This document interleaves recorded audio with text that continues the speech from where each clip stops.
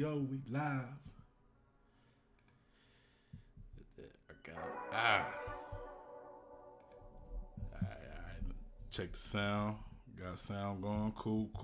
I gotta start checking sound. I gotta start checking sound on just so I know on my end it's good. Yeah, we good. We got a sound. So, what's good, y'all? Sean Peter Blumfgard. Hey! And we back with another One Piece chapter discussion, but this time we doing a little different because, if y'all haven't already noticed, I've been kind of absent for the last 2 weeks. I've been whole different state doing some work. Didn't really get time to really, I didn't, I don't have my computer and my whole setup.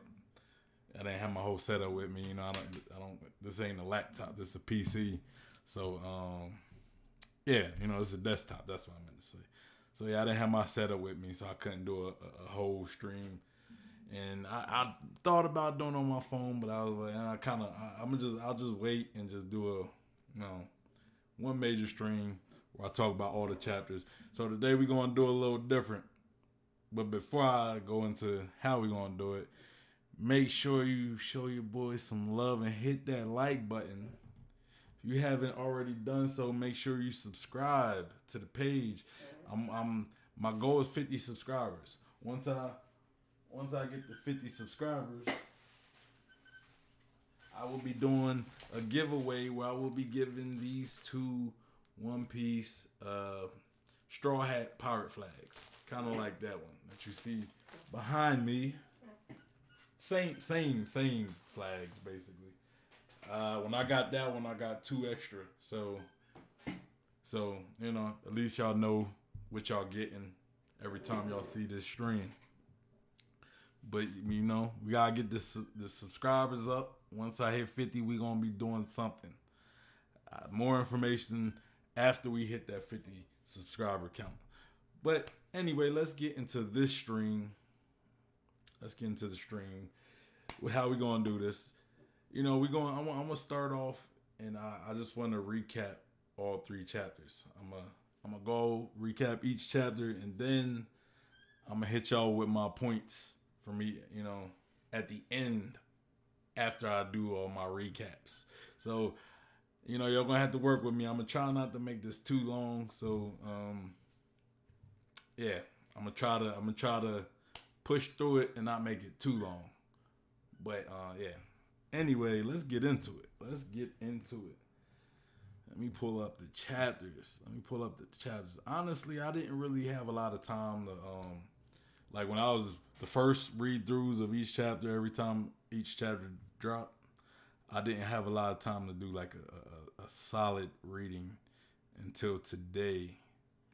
Like today, I was able to go back and read the chapters. But I like to pull the chapters up in front of me so I could kind of go through each chapter with the discussion. Alright. So yeah, we're going to start off with chapter 1026, the pivotal clash. And let me get my water. Gotta get my water mouth a little.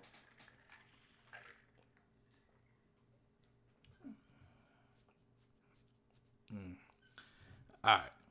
So, cover page, we got Nami. I guess she's running like a little fashion boutique.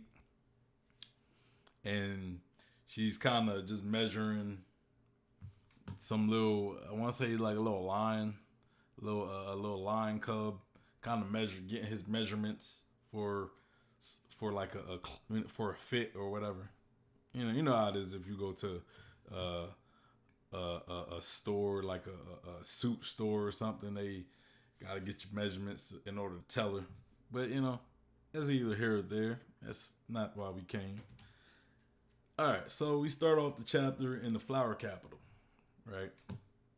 And we see I can't remember his name. I want to say it's Hitetsu. I I want to say that's the guy, the swordsmith. Uh, it or hold on. It's let me know in the chats. What's his name? It's how what are the demons? Tanguyama Hitetsu. I think that's his name. Correct me if I'm wrong in the chat. Tanguyama Hitetsu. I feel as though that's close. I feel as though that's close enough.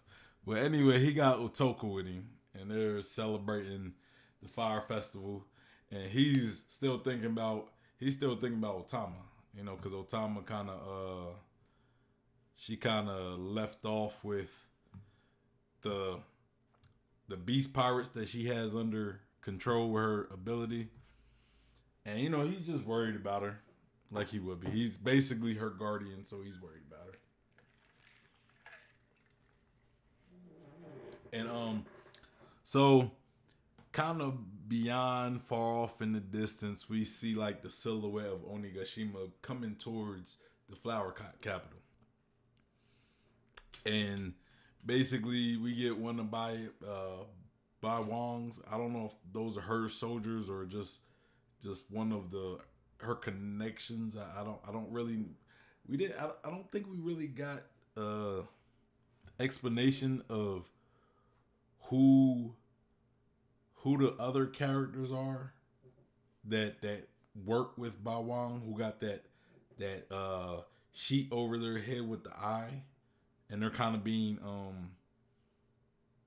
I guess like things are being transponded through them, kind of like a telephone network, you know, like think of Pain from Naruto, right? How each Pain was able to relay information to each other Pain, you know, the other Pains. So each of these guys with the sheet with the eye, they basically relay information to each other. And I want to say Ba Wang because she seemed like she's kind of the central point of them. She may not be, I don't know. You know, I don't know. But I want to say she might be kind of like whatever her ability is, it's what kind of connects them. That's what I'm thinking. But we never really get an explanation of who they are and you know, if Ba Wang is the leader of them. I don't remember getting the explanation for that. But anyway, they're relaying information about what's going on, how there is another dragon fighting Kaido. Right? And we get like this dope panel where we see Momonosuke basically facing off against Kaido with Luffy on top of Momonosuke, right? And it said two dragons face to face. Master Kaido's Azure Dragon. So that's basically what it is. And then he said, and a pirate riding a pink dragon. So you know, and then Queen kind of confirms like, okay, this other dragon, you know, he's clearly an enemy of Kaido if he's facing off against Kaido, and he has the enemy riding on him, you know, riding on top of him. And Kaido basically spits his blast breath at Momonosuke and Luffy, and Momonosuke pretty much dodges it, you know, somehow dodges it. And now he's basically telling Kaido like, no, you know, I'm not here to fight you. Like, bro, this is a battle. It don't matter if you're not here to fight. You better square up and prepare to fight. Kaido not worried about the fact that you're not there to fight. The fact that you're there helping Luffy, he trying to kill you and Luffy. He trying to take both of y'all out. And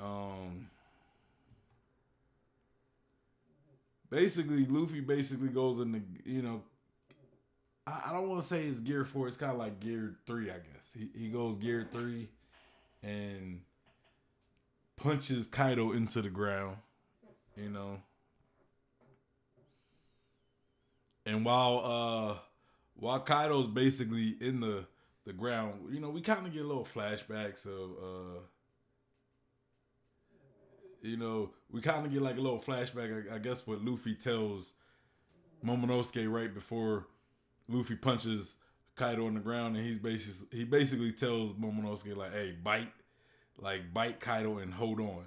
Right? So he's basically, and then we see how Momonosuke like, "Oh, I can't do it," but then he gets like a flashback of Kaido basically. It was that time where where the castle was burning and Kaido was basically choking Momonosuke, and Momonosuke's crying for his mom. And after that, after he has that flashback, he gets a little brave, and he bites Kaido, which kind of hurts Kaido. And we still see these flashbacks of Kaido talking to Momonosuke about his dad being a fool of a lord, and that just further motivates Momonosuke to continue his assault on Kaido. But I don't kind of look at it. Did Momonosuke really hurt Kaido? Because Kaido turns around and I'm like, "Hey man, what you doing, bro? What you doing? Like, what you doing, boy?" Like,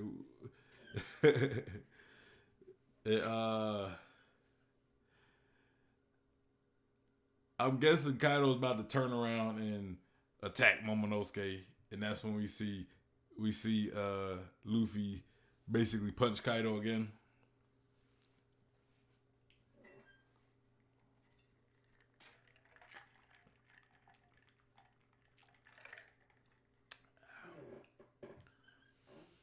And so going back into the treasure repository under the dome, we see a conversation where they're talking about how dragons bring storm clouds with them, and now we won't be able to see the moon, which kind of leads into the fight with Jack and Inuyasha and Inu. I'm gonna just say Inu and Nekomamushi against Perospero, which they seem to be kind of at a disadvantage now that they lost their Sulong form. And basically Jack tells Inu like, "Hey, if you landed one more good hit on me, I might not have been able to stand no more." And then we see Perospero talking to Neko, and he's like, "Hey, don't blame the moon. I just got good luck." He's basically like, "Look, I just got overwhelmingly good luck, boss cat." And I think Perospero would normally be able to, or Nekomamushi would probably be able to handle Perospero a lot easier. But you also gotta see that Nekomamushi has been fighting pretty much nonstop since they attacked Kaido. Like they was fighting. They fought Kaido, and I want to say, I mean, they pretty much fought Kaido. Kaido basically beat up on all the Akazawa samurai, and so it seemed that Nekomamushi and Inu are both down, and we go back up. We go back on up top, and we basically see Luffy kind of not really not scolding Momonosuke, but just kind of like telling him like, "Look, bro, you just bit a Yonko. You bit a Yonko. So now that you took a bite of one of the strongest beings, one of the strongest beings on the planet, like, what is there to be afraid of? Like, why be scared? Like, why are you scared? Stop being scared." And then that kind of had that like aha, like that aha, like no, there isn't anything to be scared of anymore. And Yamato's kind of proud that Momonosuke is kind of getting this this courage. He's getting this newfound courage, and we kind of cut to Sanji and Zorro back to back in their battle, but we don't really go too much into their battle, and then Luffy tells Momonosuke, it's like, as we see these cuts of these other people of Zorro and Sanji, Luffy tells Momo, like, hey, then go, then you can fly, like, stop being scared, you can fly, just do it, and stop Onigashima from falling on the flower capital. And he's he basically tells him, like, I'll handle Kaido. I guarantee you that we will win. And this is kind of being broadcasted. That's why we see Sanji and Luffy as they talk, because it's being broadcasted by, I want to say, one of Bow Wing's people. I'm gonna just call them Bow Wing's subordinates right now, because I feel as though she's probably kind of the leader of that little bunch, seeing how she's the one that reports directly to Kaido. And everybody's listening. We get Big Mom just laughing, like, oh, that's a funny guy. Like, you really think you're gonna beat Kaido? And Kid and Law basically telling him, like, hey, you better win. We get Tama crying, big bro. We see Frankie with a little encouragement, and everybody else. And then we see Kaido and Luffy clash. And then we get the panel of the chapter of the clouds, the sky splitting. I'm just saying, we get the sky splitting, like we had with Shanks and Whitebeard, like we had with Kaido and Big Mom. We haven't seen Kaido and Shanks clash, but who else? Who else do we got? We had Whitebeard and Roger, and now we get Luffy and Kaido. This is Luffy's first sky split. His first heaven split. And yeah, so now the sky is split and the moon is visible again. And now we get Jack and Pearl both with a worried look on their faces, as the Sulong Neko and the Sulong Inyu both, they both get their Sulong forms back. And we see Neko with a feline frenzy with his attack on Pearl Sparrow, and Inyu's attack on Jack, the canine cleaver. And it says, the eldest son of the Big Mom Pirates, Pearl Sparrow, down and out, and lead performer of the Animal Kingdom Pirates, Jack the Drought, down and out. So now not only do we have the Toby Ropo who are down and out, we have a lead performer that is down and out by Inuyasha. And Pearl Sparrow's not really a commander, but I'm kind of thinking Pearl Sparrow should be the fourth. Should be the fourth suite commander, seeing how he's probably been. He's like, if we go back in Whole Cake Island, Pearl Sparrow was probably the most effective person there outside of Katakuri. Outside of Katakuri, he was the most effective there, because Katakuri was busy with Luffy most of the time. So while Katakuri was indisposed, you had Smoothie there, who was a commander, but she was just being useless. She wasn't giving no useful orders. She wasn't, disposing of any of the of Big Mom's enemies. Nothing. She did a few attacks, but what really did she do? What really did she do that whole time? But yeah, so that's pretty much the end of those battles, and we kind of see Orochi, behind the door hiding. Talking about, you're kidding me. There goes Jack but I guess that's not my problem. And then that's all we get from Orochi. And that is pretty much the ending to chapter 1026, the pivotal moment. I think that's what it's called, pivotal, or the pivotal clash. My bad. All right, so some things to talk about, but we're gonna continue with these recaps. I'm kind of used to going right into the my bullet points. The key moments. That's what I might have to call them. Or the key takeaways. That's what I'm gonna call them. The key takeaways of each chapter. All right, so next chapter we got is chapter 1027, The Danger Beyond Imagining.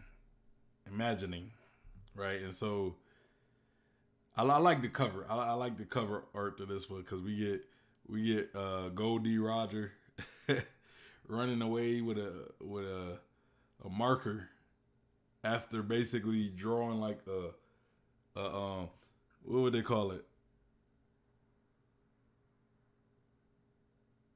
I want to say like one of them Japanese type style drawings he put on the lion's face. It looked like the lion's like smiling. Like you see the eyes, the drawn on eyes over the lion's actual angry eyes, but it looked like the lion's happy.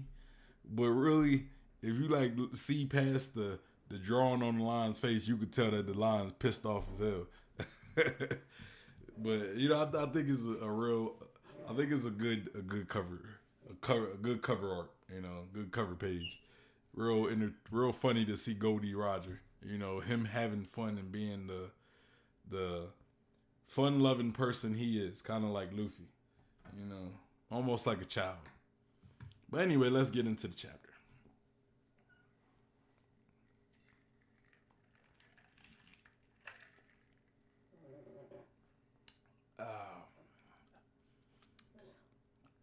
All right, so we start the chapter with we pretty much see Nekomamushi after his fight with Perospero. You see Perospero basically laid out right next to him, and it seemed that Wanda is talking to him, and you see Neko, he's covering his eyes, trying not to look at the sun, and which is weird because I get like, does Wanda have like some glasses on? I can't see it because like she's not worried about the moon. I said the sun. She's not worried about the moon. Though Neko is covering his eyes, he's telling Wanda like, hey, be careful, don't turn too long, So I don't know why like the moon's not really affecting Wanda, but maybe she's just not looking directly at it. I guess that's what it is. Like if you're not looking directly at it, then it doesn't affect you, which wouldn't really make much sense because like you would constantly have to be not looking at it. Like you would constantly have to be looking at it while you're fighting. So I don't know. So we kind of get like a narrative, like a talk, like a voiceover, I guess. I think this is coming from I think it's coming from Yamato, because it says, I read about this in the journal when Roger and Whitebeard met in combat. The heavens split open, and then we get a shot of Luffy and Kaido sitting there with the clouds basically split open, and just a nice little square off, a nice little face off. People on the performance floor, they're wondering, what's all the rumbling, what's all the commotion going on, and we kind of see Yamato, tending to an injury that she got from one of Kaido's Thunderbog. Was that, it looked like she blocked, but obviously there was still some some like something still affected her. You know, she didn't fully block the full brunt of the whole attack. Cause you see she has like an injury on the side of her face that's bleeding. And Luffy basically tells, Yamato like, hey, go help Momonosuke. Go help that coward out. He says, help that coward out, right? And Momonosuke basically is like, hey, who you calling the coward? Like, shut up, I know what I gotta do, but I can't just not be a coward at the snap of the finger, right? Which is true. People don't just change their nature. Like he's right, people don't just change their nature in like within minutes. But yeah, so Yamato basically jumps on Momonosuke and he's like, hey, I'm with you, And Kaido noticed Yamato and Momonosuke and he basically goes in for an attack. And it seemed like he also jumps off with that attack, and Yamato basically blocks the attack, protecting Momonosuke as he, I guess, is about to jump. I don't think he fully jumps just yet, but Yamato basically blocks the attack, and Luffy wraps his legs around Kaido's head. It basically restrains Kaido. And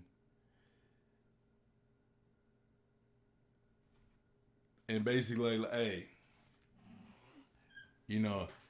Yamato basically tells Luffy, like, hey, I know you want to fight Kaido yourself, don't you?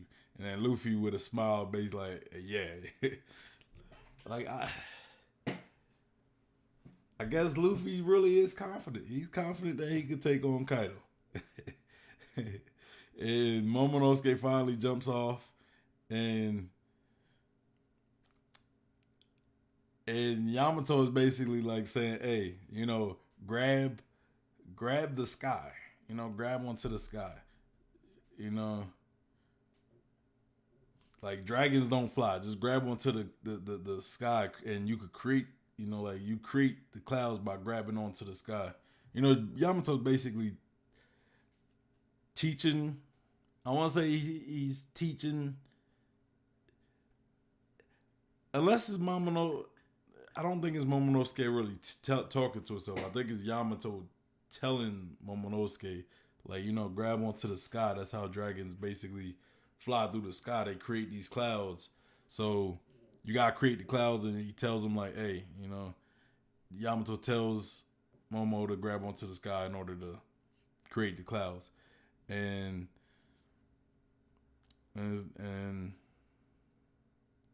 Yamato said, and race through the sky. That's what a dragon does. While Momonosuke said, hey, I'm flying.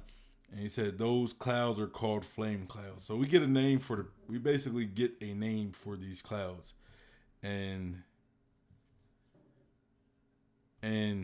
Yamato sees like all the debris and rubble coming down on Momonosuke, and Yamato, basically deflects the debris. So Yamato points out that, okay, the island is starting to fall apart. It's starting to collapse. And Yamato says, he's like, Yamato basically says, could it be that Kaido's power is weakening, and that's making the flame clouds unstable? They're not able to support the rock, and it's cracking and falling,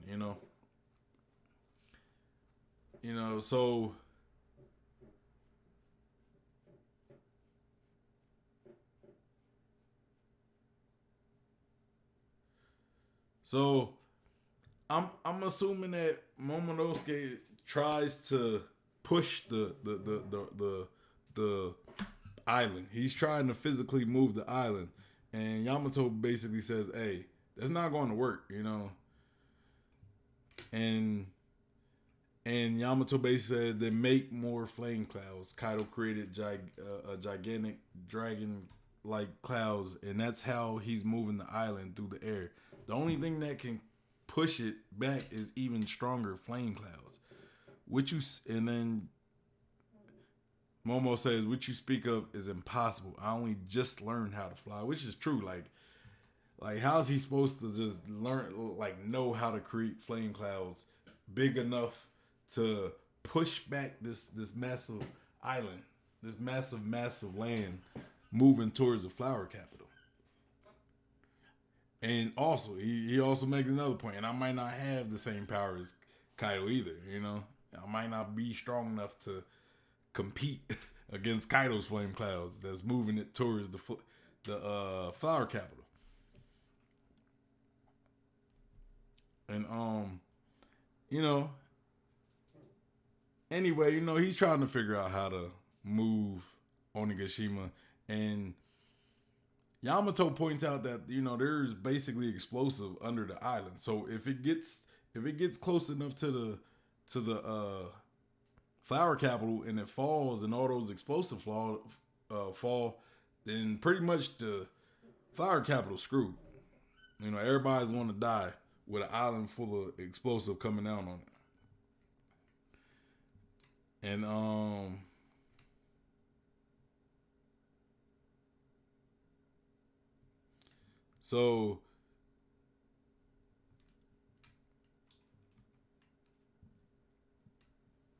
so yeah, they talked about telling Luffy. I guess Momonosuke suggests to stop Luffy, but Yamato's like, look, we gotta let Luffy fight. We can't distract him with with this. We have to deal with this, and we gotta let Luffy finish beating Kaido. And so we switch back to the performance floor, Skull Dome, and we see all these slashes hitting just random people, random beast pirates and samurai alike. And we see his king, I guess, kind of throwing slashes with his wings. And one of those slashes sends Zorro flying towards Frankie. Frankie basically catches him, and Zorro basically tells Frankie, like, hey, man, this guy is strong. Or no, I mean, Frankie, I think, hold on. He basically says, like, this guy is strong, but of course, because he's a Yonko commander. So it makes sense that he's strong. And Frankie offers his help, but Zoro basically like, nah, man, I'm good. Zoro has that honor. Of course, he gonna want a straight on one with his opponent. Queen gets pissed off at King, like, hey, bro, you need to chill, man. Stop sending all them slashes everywhere, man. You sliced my butt. King kind of like, man, I wish I would have slashed your neck. And kind of seeing how the next chapter, I'm like, if you would have sliced off King's neck or Queen's neck, would that have killed Queen? But we're gonna wait to get to that part.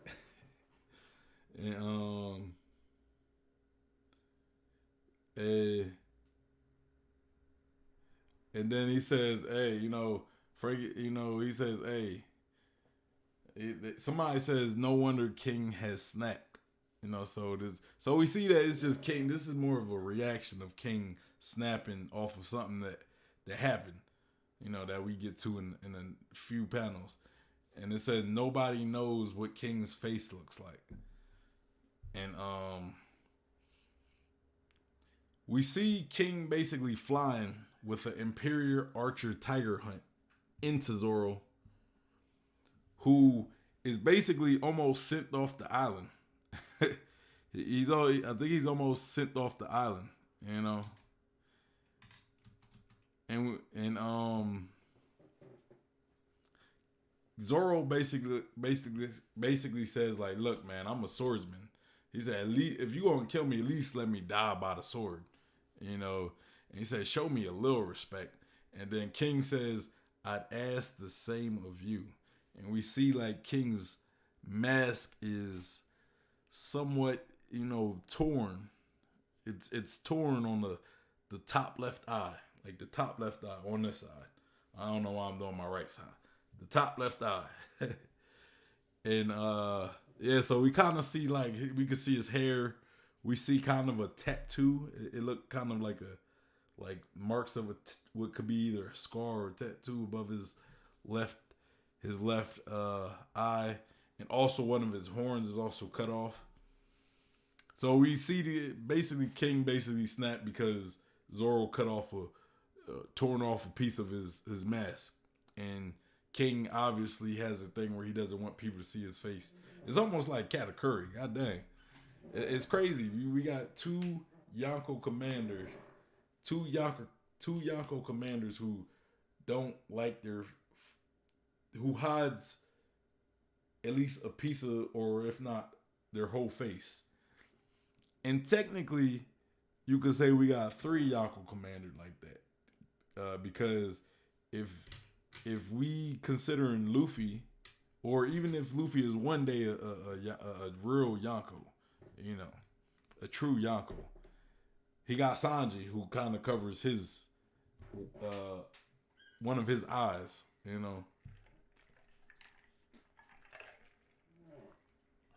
And you also got Burgess. We also got Burgess who has on a mask kind of like a wrestler. I'm trying to think. I don't think Shanks has anybody who covers their face, who like doesn't cover any part of their face. So we have three current Yonko commanders, and if you want to count Luffy, then it's four Yonko commanders who somewhat cover their faces for some reason.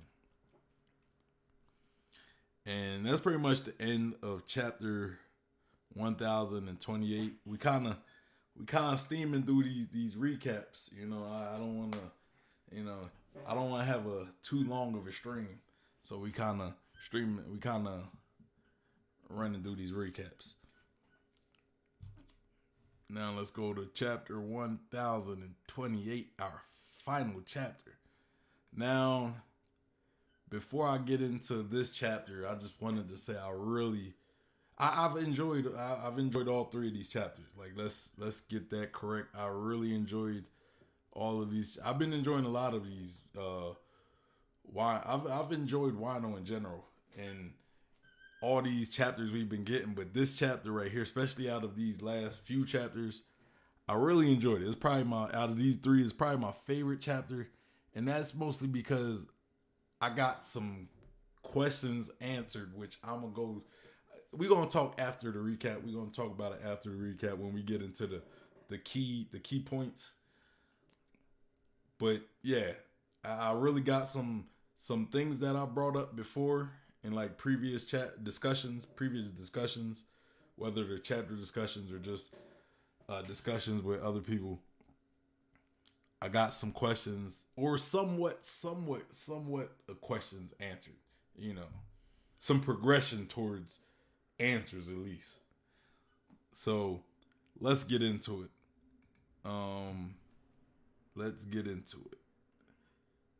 We got chapter 1028, Brachiosnakeus. All right, so going into the cover story, which this is a pretty dope cover story. We got all the Straw Hats. We got the Straw Hats. We got Usopp and Nami, which they look to be playing a video game, right? Like maybe like a fighting game. And we got Frankie, who's dressed up as like a gorilla, fighting against, I want to say it's Luffy. And the only reason why I want to say Luffy, because Luffy is nowhere else. We got all the other Straw Hats somewhere on this except Luffy. So I want to say this individual is Luffy. But, I don't know. It don't really look like. It's like a guy with flaming hair and flaming fists, kind of like Ace. Like fire fist like Ace, and the flaming head. And seeing how Luffy also has like a flaming fist as well, I want to say it represents Luffy. But, his eyebrows are gold, maybe even, they're not really flaming. They just look like gold eyebrows. And then we got Jinbei kind of cheering the fight on in the back. Sanji with his little water gun, kind of aiming Brook next to Nami, like upside down, like jumping, but he's upside down, and then it's kind of like Robin's devil form, right? Robin's devil form,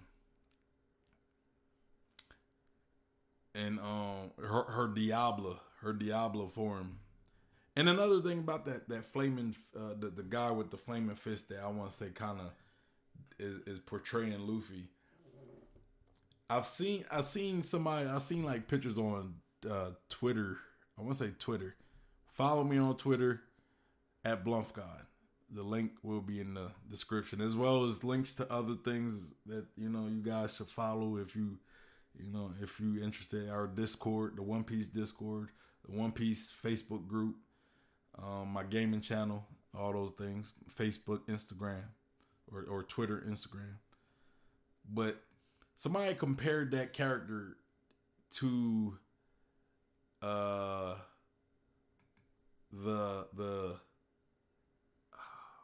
I want to say the silhouette of the sun god. What was it? The silhouette of the sun god, right? Somebody compared it to that, like the silhouette of Luffy partying around the campfire in Skypiea. But yeah, somebody compared that. Just kind of a side note.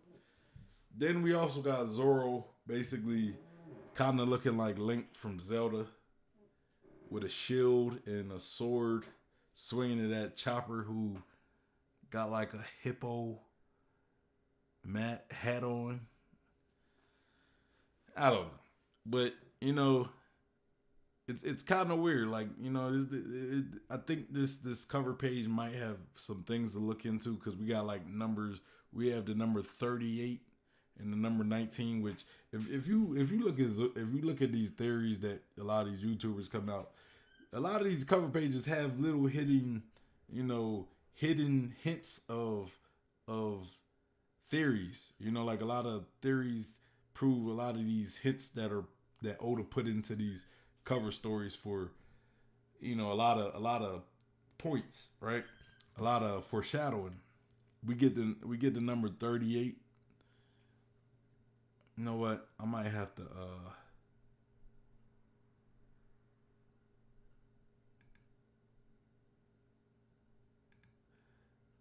I'm not we get a few hints, right? We get the number 38, we get the number 19. They're kind of like in the top left corner. I feel like there was another number that could have been meaningful. I don't know. The number 800, and if you look at Usopp's like his goggles, you get the number 800. It kind of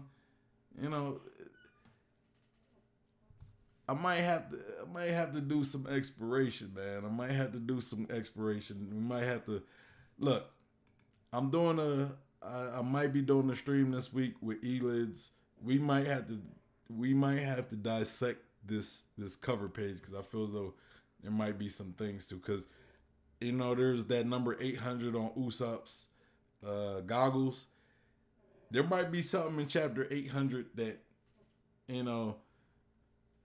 that might give a foreshadow of something. I'm gonna have to look into that. But let's get the chapter rolling.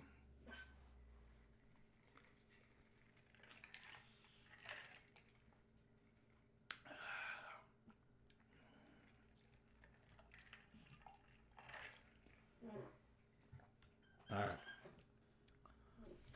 So we start this chapter with the guest parlor inside the castle, and we see Ba Wang sitting there playing the, I can't remember what that thing is, like a Japanese acoustic guitar kind of.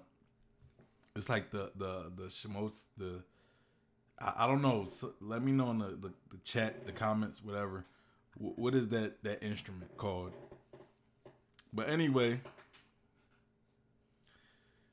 we cut to CP0, who The I want to say he's kind of like the leader of this bunch. Like he kind of seemed like he's in charge of this little CP0 operation because he's usually the one who's pointing things out, who's making analysts. You know, he's kind of like the main one out of this group. He's the one with the white face and the he kind of like it's kind of like a black mask with a white face, and I don't know, and he has a hat on. But you know, we see he's having a conversation on a Den Den Mushi, and you know he's talking about like, hey, there's a second dragon here, one that's not Kaido.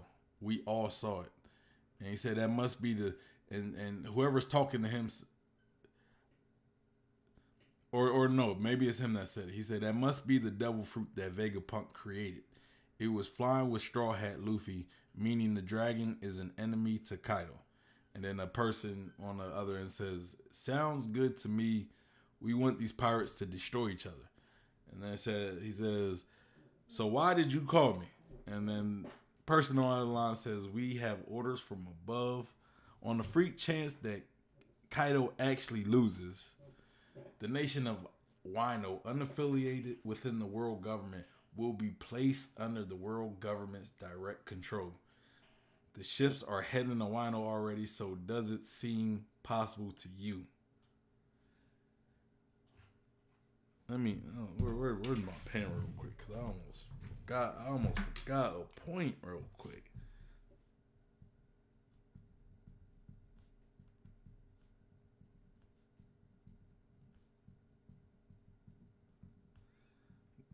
Gotta put that down because I almost forgot. I can't believe I missed it.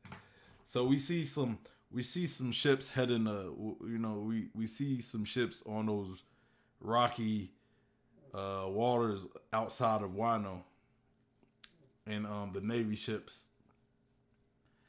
And it talks about how the battle started with 30,000 versus 5,400, and now how it kind of changed from 12,000 to 8,000.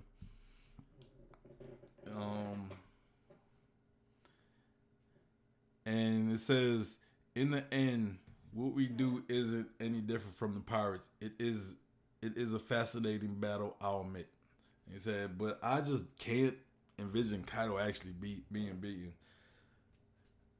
I get it. I don't either. I don't either. He said, I didn't think so. I'll wait for your report. And there's one more order. And this is, the person on the other line talking now. And then we see it's Rob Lucci, and he tells the other guy, like, hey, bring back Nico Robin.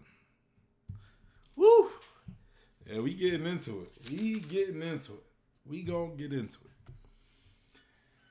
And he said, no matter which way the battle goes, that woman's existence is key to the forces of piracy. It's Nico Robin. Capture her. Don't kill her. So they want Nico Robin back alive. We see Robin talking to Brooke. Hey, it's so good to have you around, Brooke. And, Brooke says, careful or I'll get carried away. Which is weird, man. Like, this is probably one of the first positive interactions I've seen with Robin and Brooke.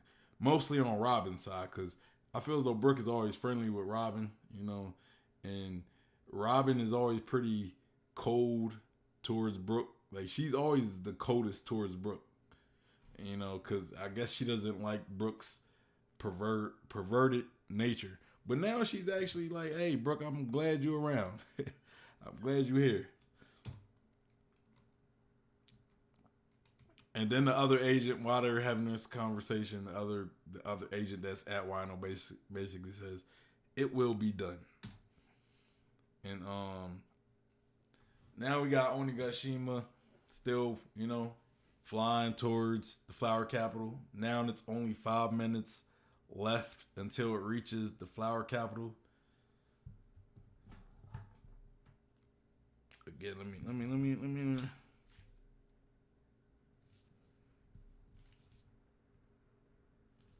I don't know. If I remember to talk about it, I'll talk about it. And Momonosuke basically barking at it like, "Hey, I summon the flame clouds. I summon I guess he's trying to summon clouds by like talking, with some type of chant, but it's not happening. It's not happening. And he's just trying to figure out how to stop Onigashima. And we see Yamato climb in her hybrid wolf form, climbing Onigashima.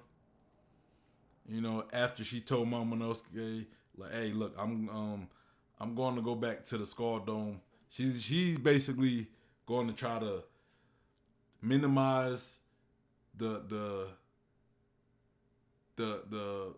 she's going to somehow try to help minimize the casualties. She's going to try to do something to minimize casualties in the case that Momonosuke can't stop Onigashima. What she's going to do, I don't really know yet, but that's what she went off to do, and then she goes full into her wolf form, her mystic wolf form.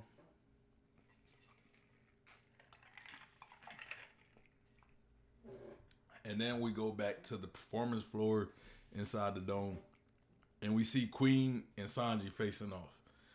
And Queen is basically, egging Sanji on. He's like, "Hey, bro, I want to see that. I want to see that Germa 66 battle suit. I want to see it. Like, show it to me. I want to see that Vin Smoke technology, baby.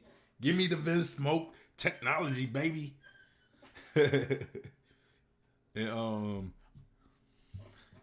so, he said, "Hey, I know you used that battle suit against King because you disappeared, and that's judge's science. So let me see it." And Sanji's kind of stopping him on battle, still talking about like his body feels off, his body feeling off, and then, Queen is still egging him off like, "Hey, put the suit on, bro." And he said, "Put the suit on, Vince Smoke." And Sanji like, "Hey, don't call me that. I ain't with all that now. I ain't with all that Vince Smoke business, bro. I ain't with all that Vince Smoke business." And he said, "That's not my family at all, so I'm not wearing it. Leave me alone." Sanji only put it on in like situations, I guess he sees emergencies. In tough fights, I guess he doesn't see as emergency. Like a fight against a Yonko commander, he doesn't see as emergency. But Sanji has a different type of a code. He see things different. Like he wouldn't put his hands on a woman even if his life was in danger. So his code is different. He has this pride. Where he wouldn't do certain things that goes against his pride. So if like he's too prideful to hit a woman, so he would never hit a woman even if it kills him. He's too prideful to consider himself a Vince Smoke, so he wouldn't do it. He wouldn't rely on this technology unless maybe it involves somebody he cares about. Then he'd throw away his pride. That's the thing with Sanji and Zorro. They would throw away their pride in certain cases. When it comes to their crew, they'd do it.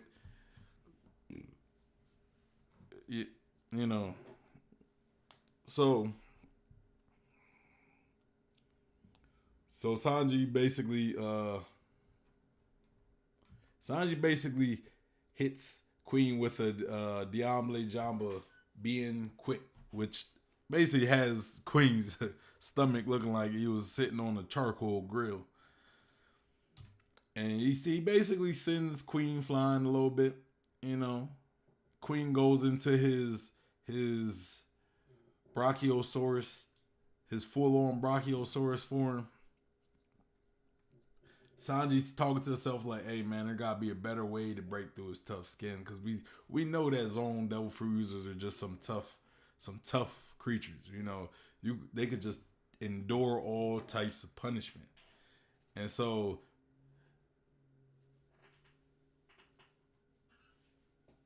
basically, Queen starts talking like, "Hey, Dinosaurs ruled the world for hundreds of millions of years. Witness the raw power of the king, which he's the queen, but okay. And then he says, "Here, the beast pirates are like, hey, here we go, the true power of the ancient zones." And then we see Queen kind of like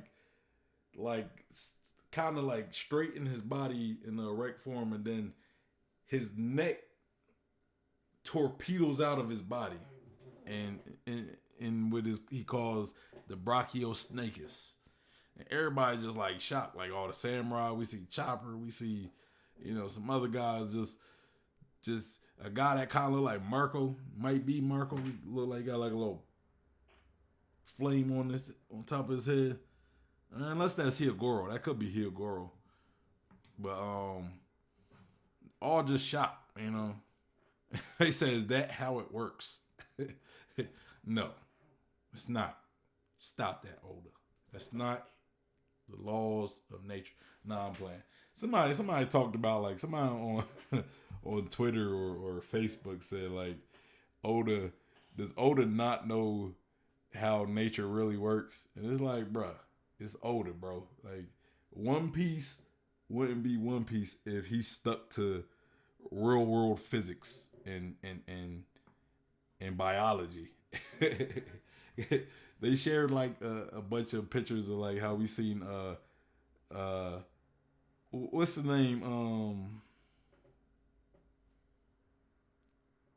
Kaku from CP9, how he was the giraffe and he went into like a little box, and how it was like, no.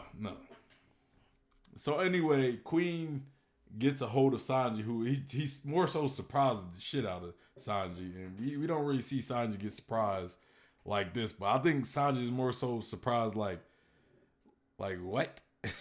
What is this? Like, how do you do that? How do you shoot your neck out of your body? So I think that's what catches Sanji off guard. And it's not like he probably couldn't avoid it. I think he was just caught off guard by the fact that Queen could do such a thing. And Queen basically wraps his body around Sanji almost like a anaconda,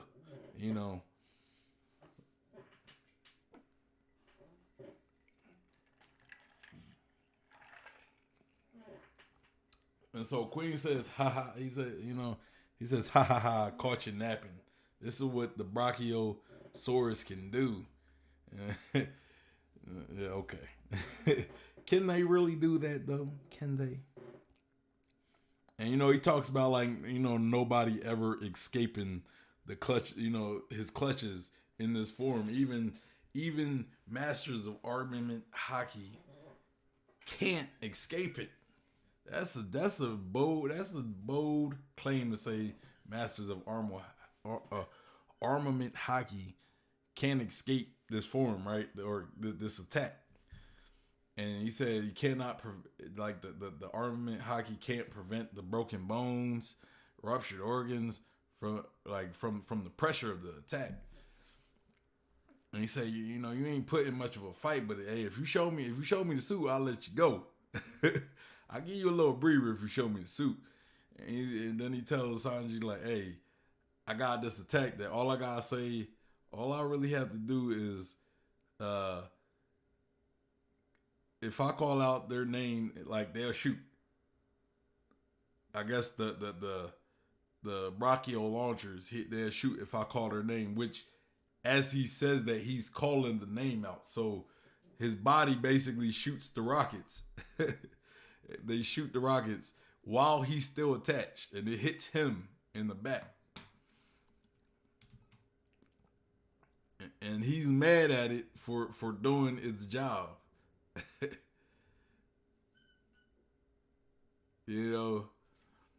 So he kind of hurt himself in that situation, but not too much where like took him out of the game.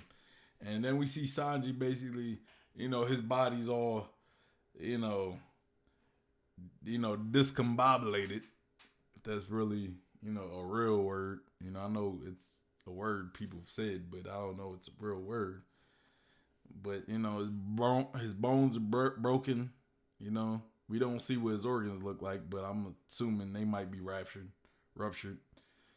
And Sanji says, Chopper basically says, "Hey, what happened to you, Sanji? Are you all right?" And he says, "I don't know. I don't know. It hurts, but I can still move, you know." And Sanji, again talks about, what's wrong with my body. And then he said, "Oh no, I hope I didn't awaken latent powers like theirs." And we see Queen wind up for a swing with his sword, and he says, "Stupid brat." He said, he goes wind up for a swing. Sanji still thinking about his body. Said, "There, I'm back." And Chopper tells Sanji, like, "Hey, bro, pay the hell attention, Sanji. Dude's about to take you out." And Queen catches Sanji, but his sword breaks. And I've seen so many memes of Sanji taking on Mihawk's sword or Kaido's club and breaking Kaido's club. It's wild. It's a wild world. And then he said, "This sucks. I don't want to be a monster like them." And that's pretty much the end of the chapter. And it doesn't say we have a break, but I think we do have a break. I think we do. It said new chapter in 12 days. So, yeah, we pretty much have a break, unfortunately. But yeah, so we got a break. We on break. Oh man, that was a mouthful going through, basically speeding through all those chapter recaps.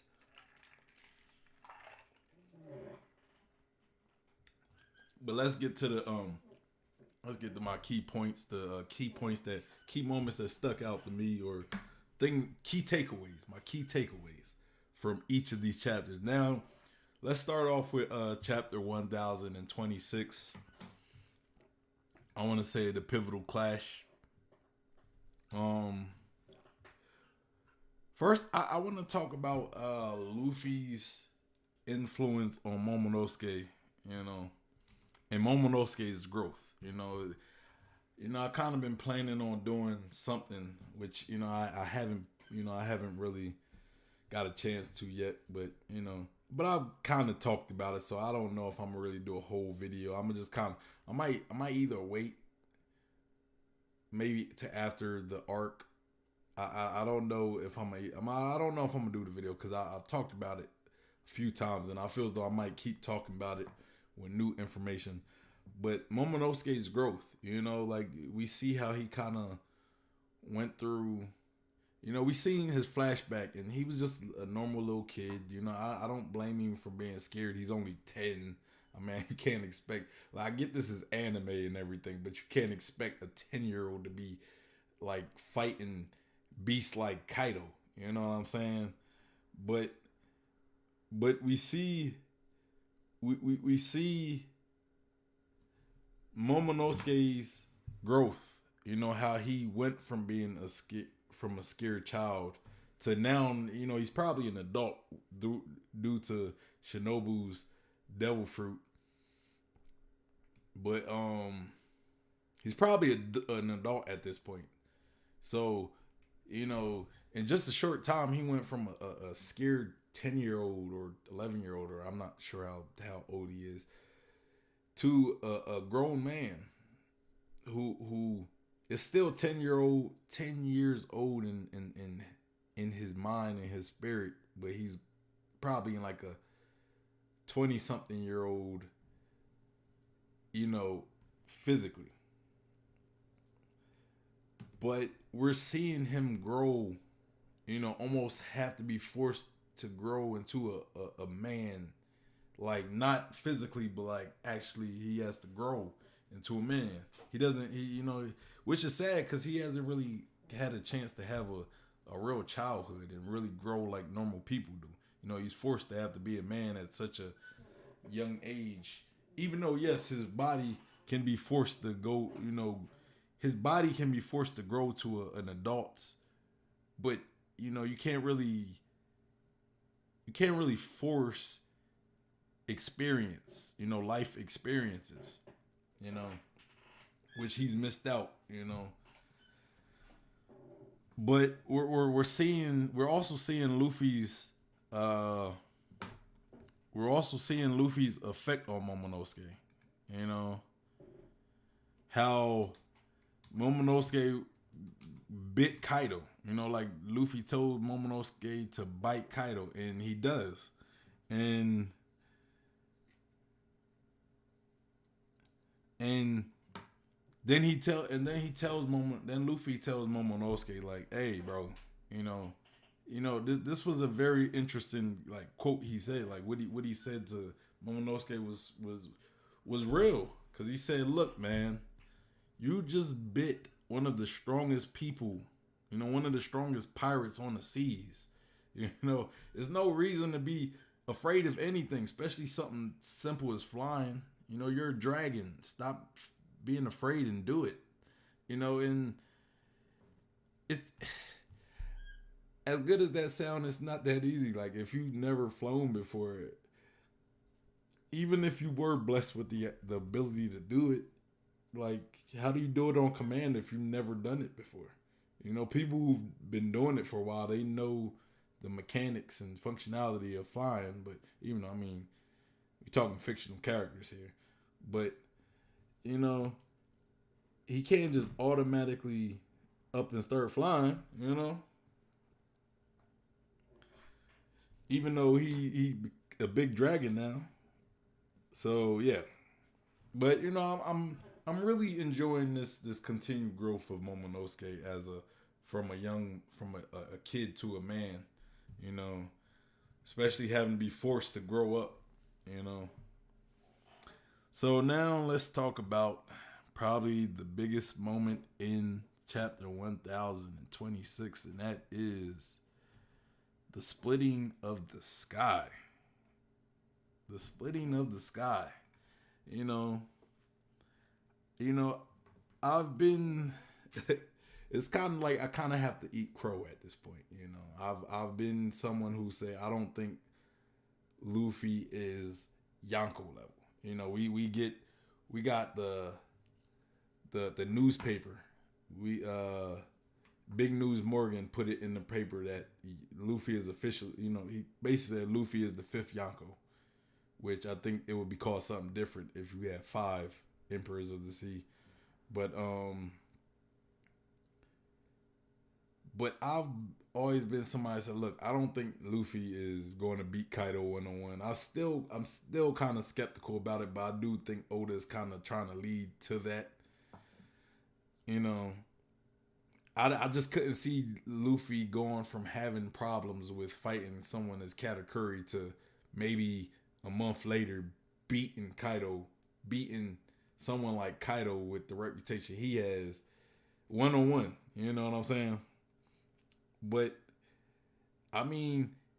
Luffy has done something that we only see from Yonko in this the series so far, and that's split the sky. And I'm pretty sure it's not a feat that's exclusive to Yonko. It's just something we only see Yonko do, and that's split the sky. Split the heavens is what they call it. And the fact that Luffy did it with Kaido, this might be his coronation. This may be his coronation to his ascension to the big leagues, the big dog leagues, to where he might have a real dog in the fight to be considered a Yonko. Like this might be what officially puts him in that Yonko that Yonko stratosphere. Now I don't know if I'm still skeptical whether he could beat Kaido 1v1, especially within a short time. Like we had Aokiji and Akaino, they fought, right? Even 2 even characters, and they fought for days, right? They fought for days. Katakuri and Luffy fought for 11 hours, even though Luffy was running for a lot of those hours. But I feel as though if Luffy is elevated to that point to where he's Yonko status, I still believe, I don't think he's going to be able to beat Kaido within 5 minutes. You know, like kind of jumping a little forward to the later chapters of where they show that Onigashima is 5 minutes away from the Flower Capital. Luffy has to beat Kaido in 5 minutes. I don't think he has to beat Kaido in 5 minutes. And I think this is something I might have to talk about. I don't think he has to beat Kaido in 5 minutes. But, you know, seeing how the story usually leads to, like, there's always a time. There's always a time limit plot device that Oda, it's like a habit of Oda of putting in like a time plot device. Like either you got the bird cage from Dressrosa where Luffy had to beat Doflamingo before the bird cage closes and kill everybody, or you had Alabasta where Luffy had to beat Crocodile before that big cannon went off in Alabasta, or I'm trying to think of other time moments, you know, Katakuri and Luffy, where Luffy had to beat Katakuri before a specific time. I want to say like 1 o'clock in the morning, I want to say, or something like that, 12 o'clock. I don't know. He had to beat Katakuri within the time period. Caesar, right? They basically was being chased by gas, which was kind of like that, you know, Luffy got to, you know, beat Caesar before everybody's killed, you know. It's always these moments, and it's kind of one of those things I'm not really a fan of when Oda does it. So I kind of hope that I hope that this 5 minutes, when the 5 minutes is up and Onigashima reaches the Flower Capital, I hope that's not like Luffy has to beat Kaido within that time. I hope that's not the case, because if Luffy beat him in 5 minutes, I think it kind of really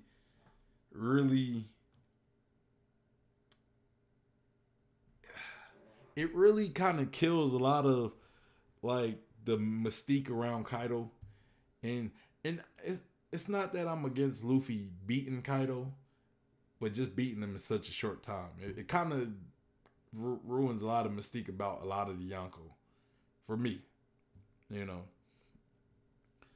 But yeah, so this may be that moment where it's like, yes, Luffy is Yonko level, you know. Now I still don't consider himself a Yonko, me personally, because I feel as though a Yonko has, like, from what we've seen, every Yonko has a set of traits that every other Yonko have. They're strong, you know, they're strong compared to their peers, which if this may be that moment where Luffy can hit that checkpoint where he is strong among his peers, like he can fight on even footing against each of Yonko. He might just hit that. But then there's other things like the crew, which now I guess Luffy, you could say Luffy has his fleet. So he kind of hit that too, I'll say. And then then there's territory, which I think Luffy is lacking in a lot. Like I know people want to say Fishman Island. People might say, oh, well, he has Fishman Island under his control. Does he?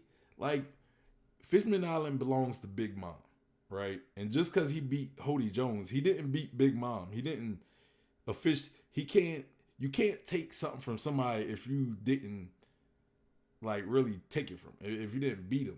You know what I'm saying? Like, I feel as though he has to beat Big Mom before he can really say, oh, I got your territory.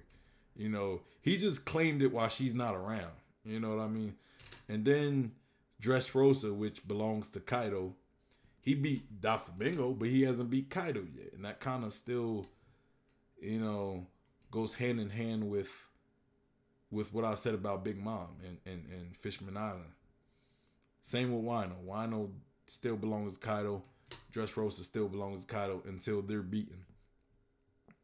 You know, that's my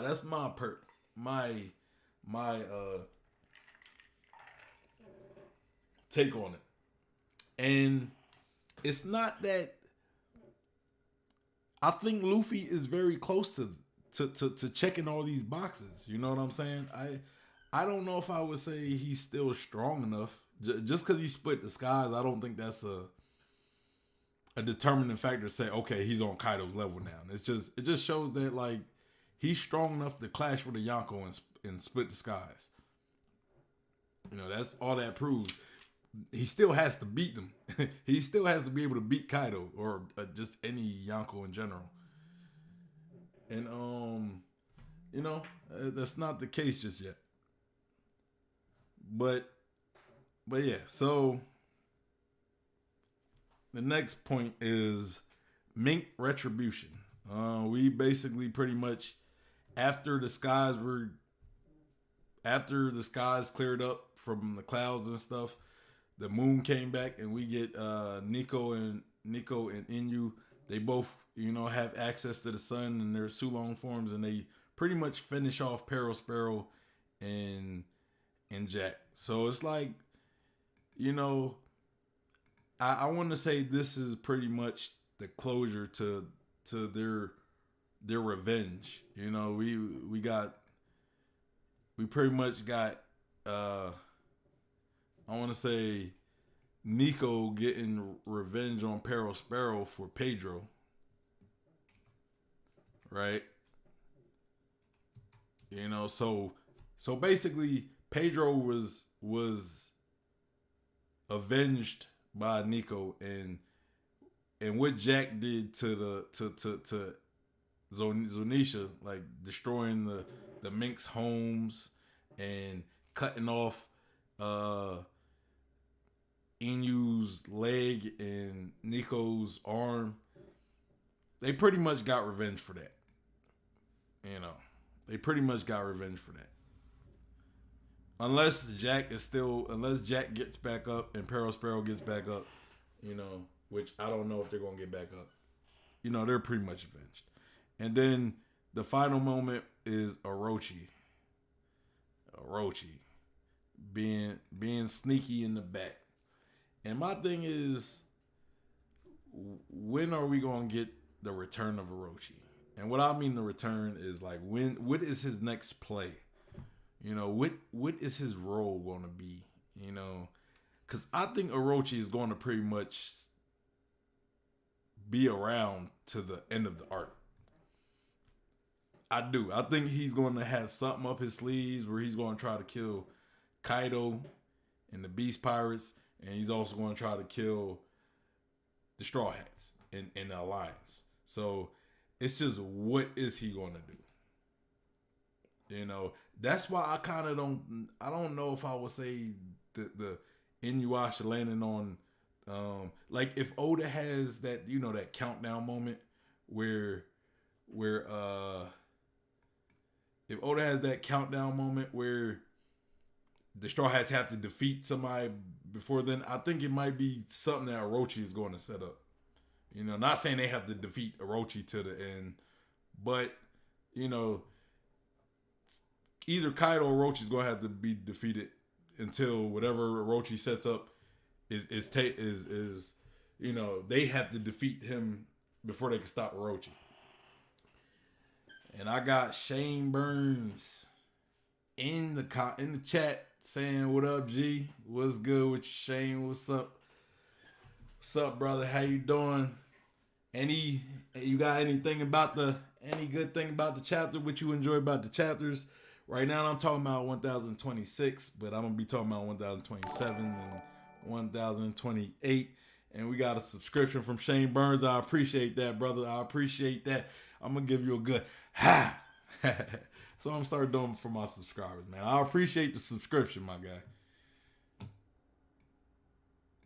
But yeah, that's gonna be Orochi. That's it for Orochi, though. I'm just kind of I want to know what his his end game is by the end of his arc. What is his play going to be? His final play, his Hail Mary.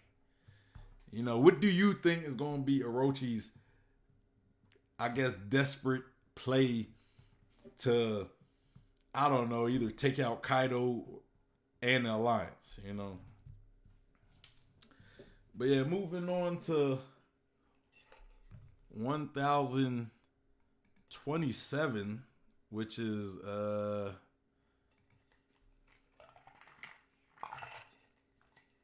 Danger Beyond Imagining. Shane Burns said already. Yeah, appreciate it, man. I appreciate the subscription, bro. I appreciate it. So about 1027, my thing is,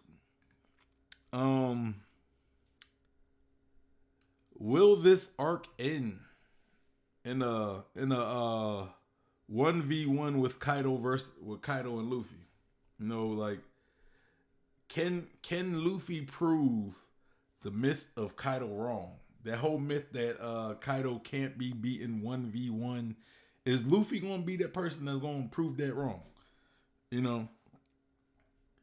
He said, I think Orochi is waiting for his moment to take out Kaido. I agree with you. I think that too. I just don't know what it is, man. I don't know what he has up his sleeve, you know? Like, that's kind of what has me. Like, what is Orochi going to do?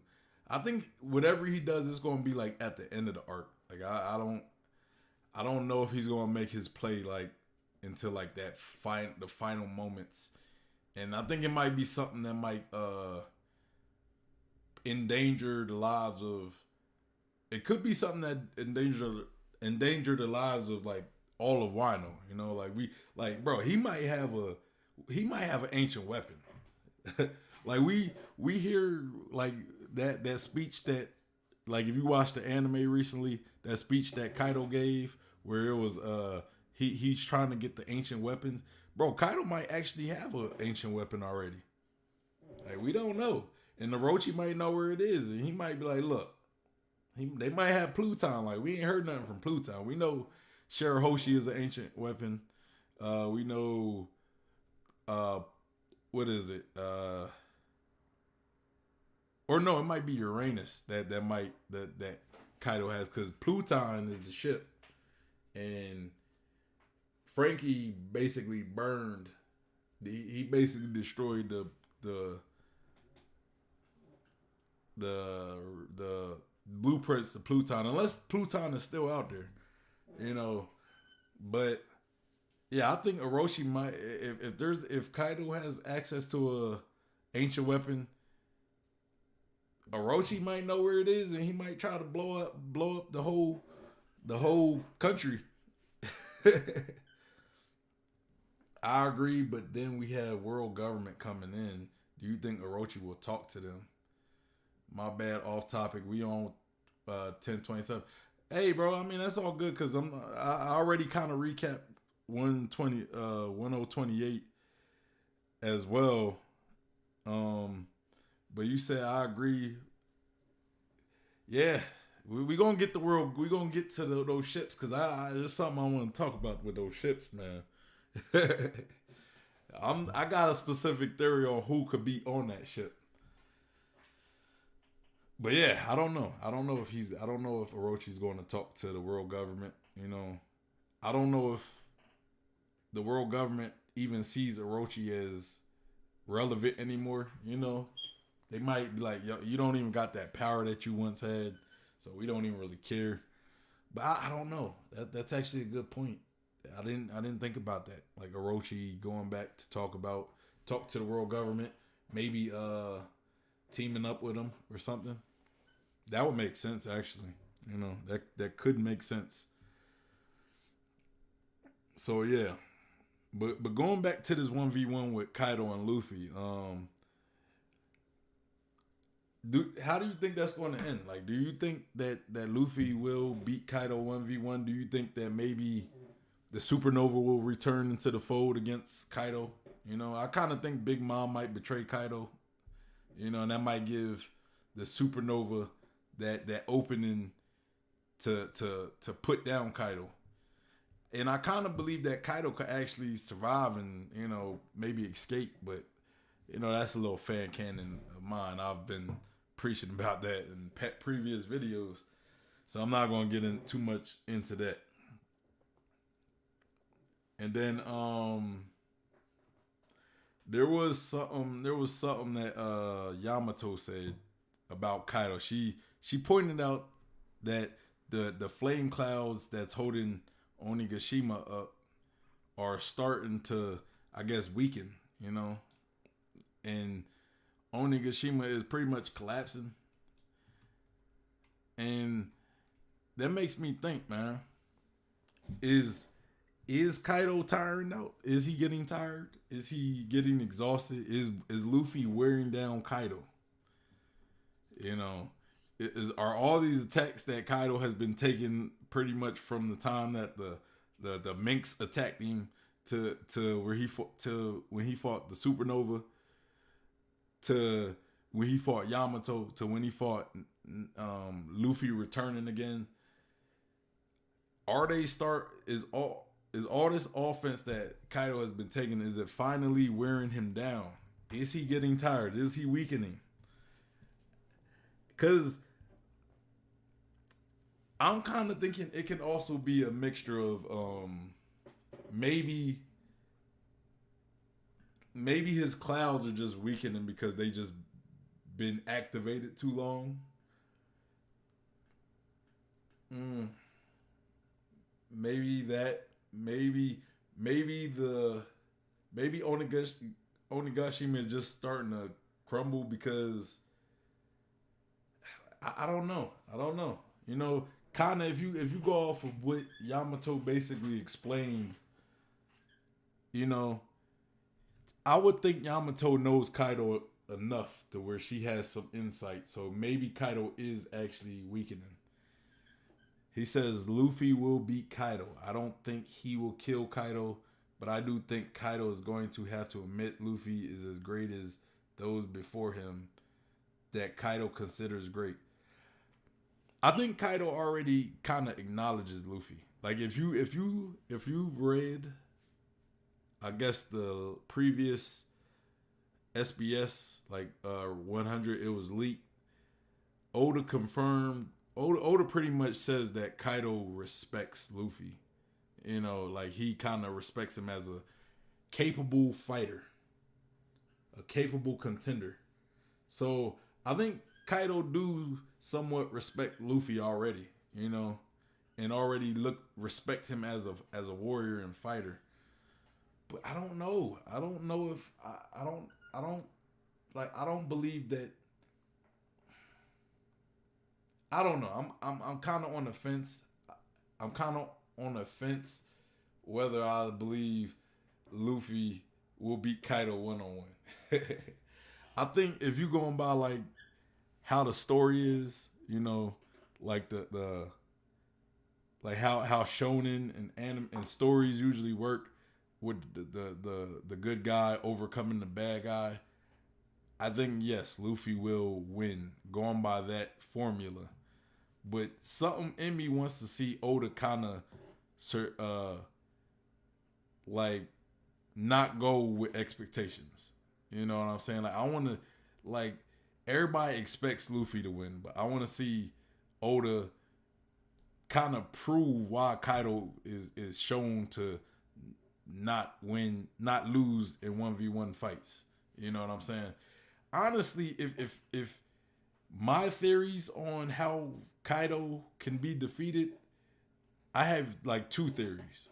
Like one being Big Mom betraying Kaido and possibly like maybe attacking Kaido, and that kind of gives Luffy a opening to actually win. And I think that theory is very likely. Like I think it's highly possible because if you look at like Big Mom and Kaido, like Kaido like their Big Mom has a lot of reason where she could betray Kaido. You know, like you think about Kaido never like basically retrieve Big Mom, the Big Mom family that are down outside of Wano, like they're outside of Wano, trying to get into Wano, and Kaido never sent anybody to go get them. You know, so I would think Big Mom would be like worried about that. Like she would be pissed. Like, hey, where's my crew at? Like, why have you never gotten my crew? That, and then you have Big Mom and Ulti fighting, like that little scuffle that they had. Ulti being one of Kaido's subordinates, fighting Big Mom. That's the reason right there. Like, hey, your subordinates are attacking me. I think there's other reasons, but Sparrow talking about like, hey, he was trying to disrupt the whole thing. So I think that's one way Oda could go. You know, have Big Mom betray Kaido. Another thing where I seen another idea that I had, that this is more of my own fan canon, is I want to see Blackbeard kind of try to steal Kaido's devil fruit. I want to see Blackbeard steal Kaido's devil fruit. Like Kaido being weakening and about to finally be put down, but Blackbeard come along, do what he did with Whitebeard, take Kaido's devil fruit, and then think about this: you got Blackbeard with the supposedly the most powerful Logia, the Yami Yami no Mi, right? The most powerful Promisia, the Goro Goro no Mi. Is it Goro Goro or Goro Goro? I think Goro Goro is Anel's and Goro Goro is Whitebeard's. And then you have Blackbeard with the, let's say Kaido's devil fruit is the most powerful zone. Blackbeard with the most powerful zone devil fruit, which we don't got a name for that, but it's like the fish fruit. I don't remember. So 3 devil fruits with Blackbeard, right? And a lot of people say Blackbeard with another devil fruit, bro. Like if you understand devil, like Blackbeard's theme, like he has the Jolly Roger with 3 skulls. He has his animal that he's based off is a hippopotamus, right? And if you do research, hippopotamus have 3 stomachs. They have 3 stomachs. So if he has 3 stomachs, that explains why he could eat 3 devil fruits. You know what I'm saying? So I'm just putting that out there, man. I like the idea of him being a dragon with with earthquake abilities and dark abilities and everything. Shane says, LOL, I feel you. I don't consider this a full 1v1, but will it end 1v1? I'm not sure. It could have a twist. Big Mom could turn on him. She did judge the same way. And then he says, I do want to see that with Blackbeard, but I also feel that would be repetitive story wise, but it could happen. I get that. Like I talked to somebody else about that, and that was their gripe too, and I get that. That's a fair argument, I guess, you know. And they said, I want Blackbeard to get unreachable levels so we can see Luffy pimp slap him. That would be epic, and I want this to happen right before Luffy becomes Pirate King. That's a dope theory for sure. Yeah, like, bro, the harder it is to fight Blackbeard, the better it is for Luffy's like ascension to, you know, I guess his I don't want to say destiny because I hate the idea of Luffy having some type of destiny, but you know, it's just, when you have somebody have such a high challenge, it just makes that challenge more enjoyable to see be completed. So, but yeah, Yeah, I agree though. Kaido, I do think Luffy will be the one to put down Kaido. I do. I agree with you on that, and it might be in the 1v1 fashion. So yeah, I agree. I agree with you on that. He said, "LOL." So yeah. Uh, Next point I want to talk about is King and Queen's relationship. Like, when King was about to, when I guess King was going on his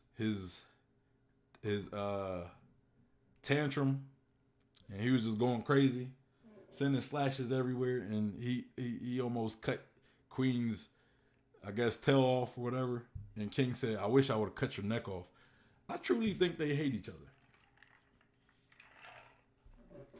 I could see some people thinking that kind of being like a Zorro and Sanji dynamic where they just hate each other or they just always talk bad about each other. But with Zorro and Sanji, they work very well with each other, and they have a high level of trust with each other, despite like their back and forth.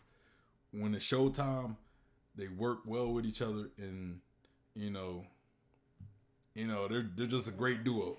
King and Queen, I don't know if I would say that their dynamic is like that. I think they seeing how the animal pirates work.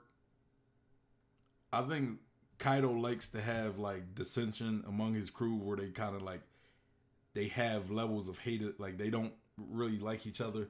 I think it's a way he keeps order, because his crew works as a matriarchy, so it's like those who the strongest are usually put in the highest position, right? Like where you're at among the ranking of his crew depends on how strong you are. Pretty much, it's based off merit, and I think he likes to keep that dissension, so he wants his guys to always want to be the most powerful and like be more stronger than each other, because it keeps that competitive drive up, and it keeps them sharp, keep them good fighters. So I think King and Queen genuinely probably hate each other. Like they probably do want to kill each other, and the only thing that might stop them is their allegiance to Kaido, But I want to see more of their dynamic. I like their dynamic. And then I want to talk about the the biggest part of this chapter was like King's mask, part of King's face being exposed.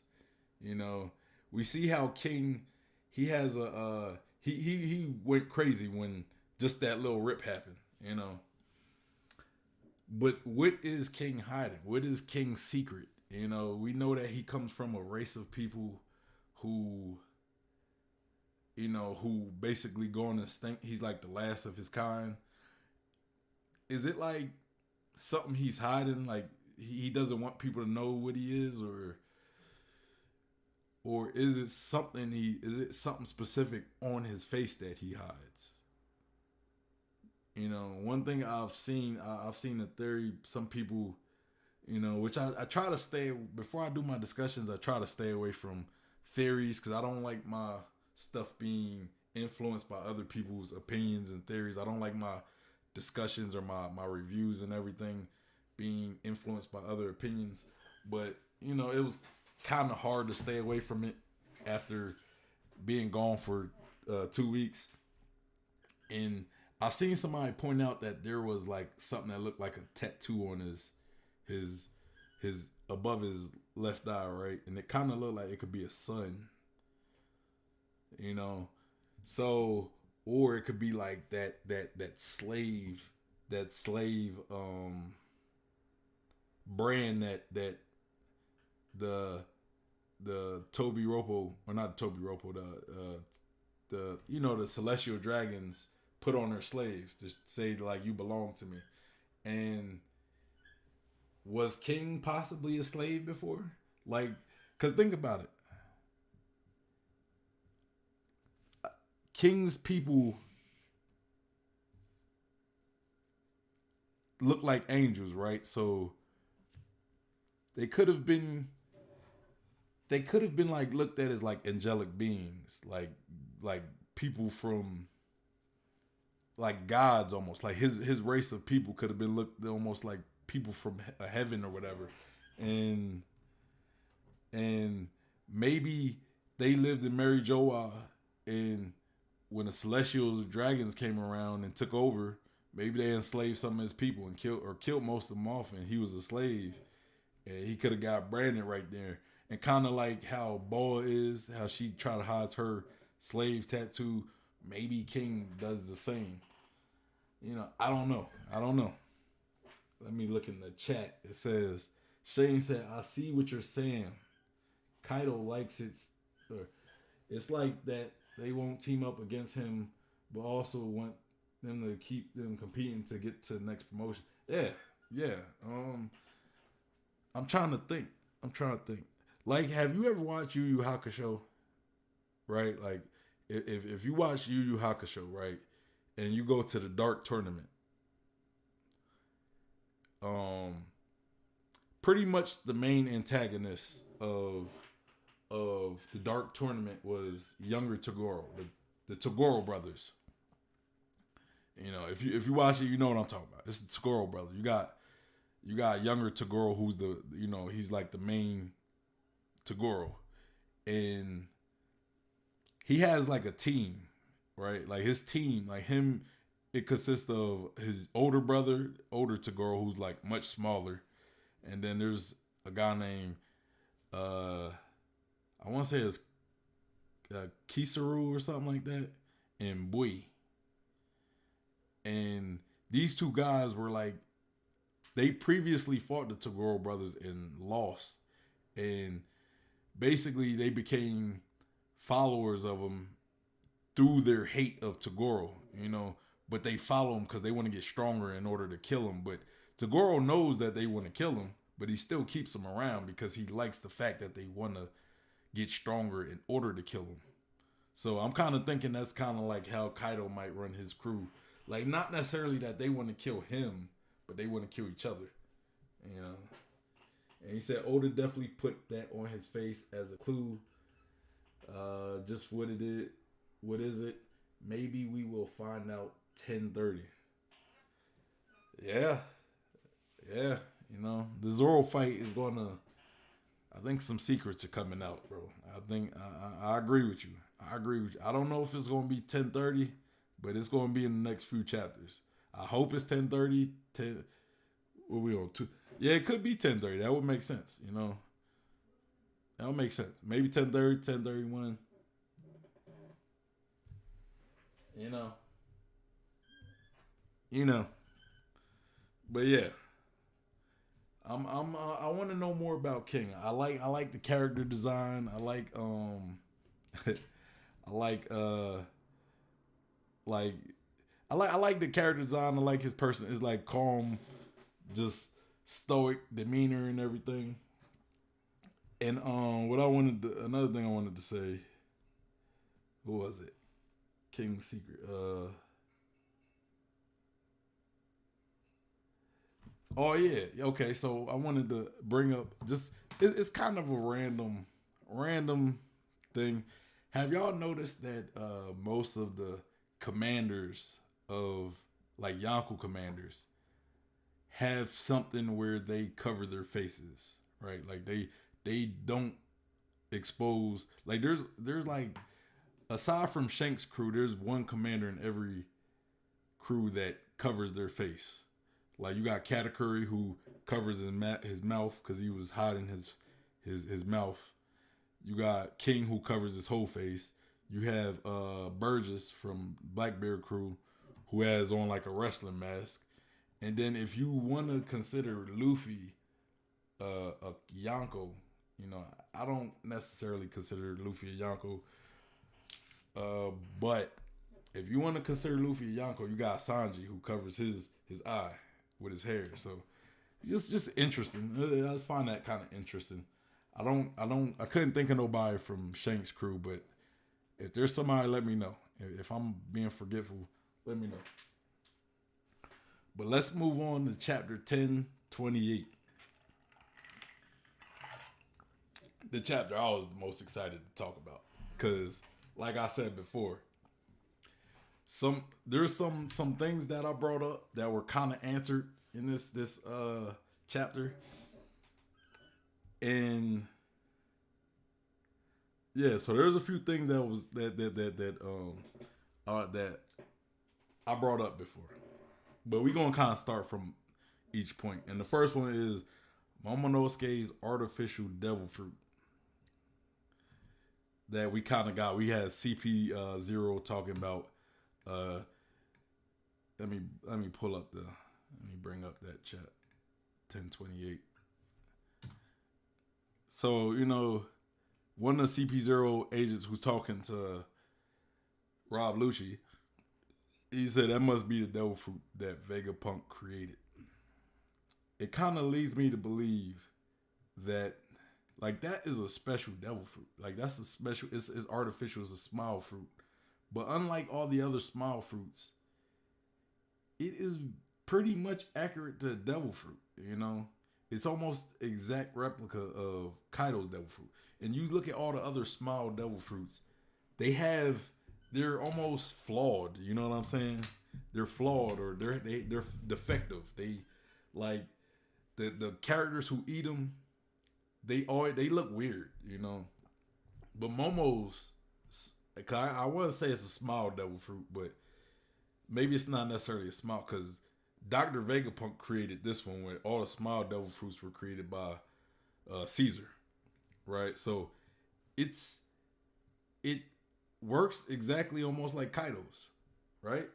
So it's almost the perfect artificial devil fruit, but it's like I feel as though Vegapunk had to get a sample of either Kaido's devil fruit or Kaido himself, like Kaido's DNA.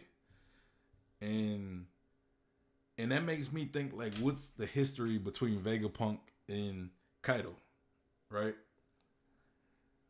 I've heard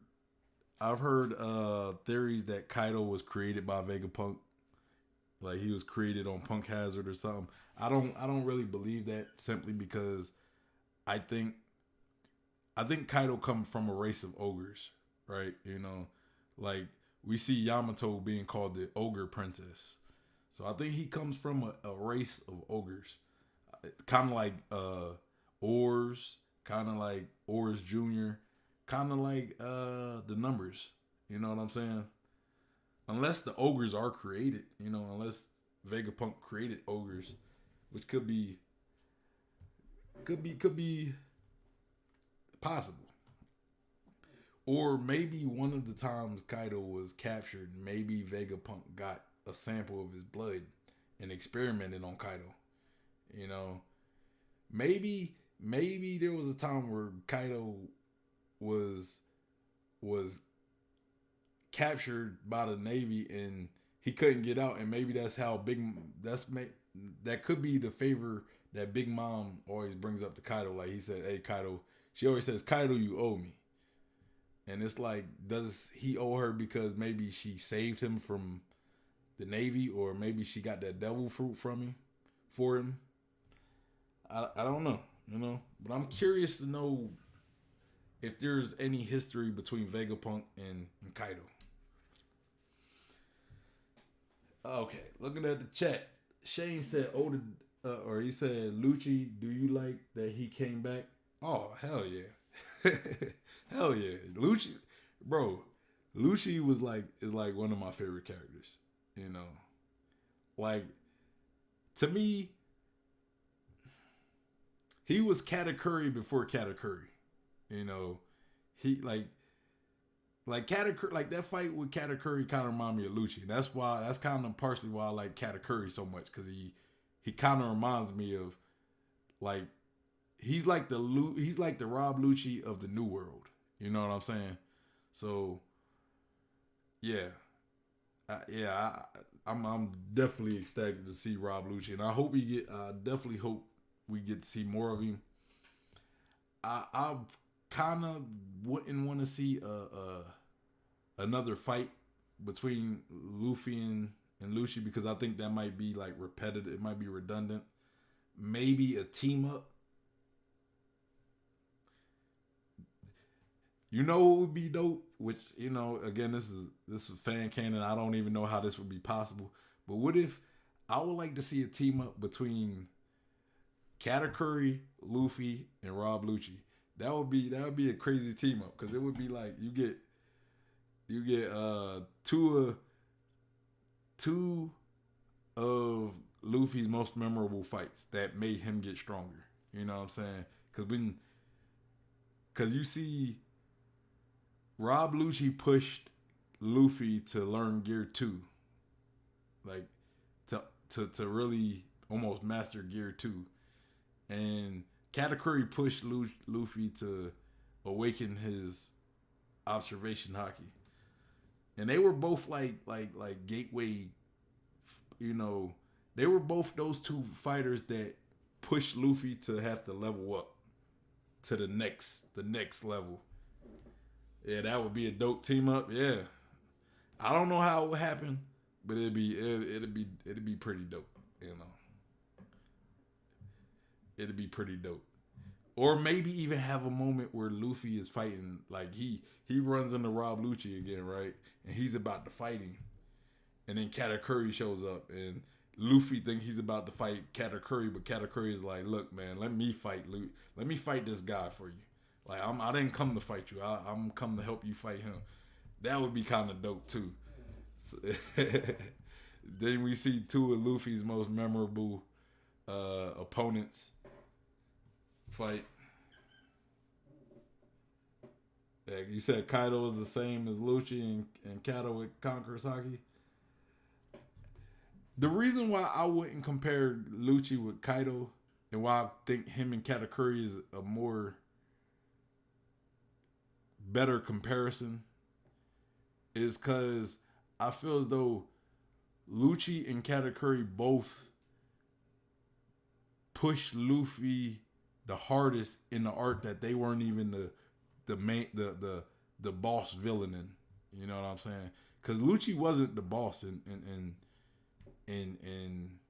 this lobby. You know, Spandam was. You know, he was the head of the whole. He was the main antagonist. Lucci was just the main fight. You know what I'm saying? So yeah, I don't know how I would. But yeah. And then next, I want to talk about CP0. CP0's move. What is their next move? He said, "Yeah, I see what you mean." I mean, that's just how I look at it. You know, that's just how I kind of look at it. But yeah, but Kaido is going to be like the main, you know, he's like the main force of, you know, like the one of the biggest obstacles Luffy got to get past.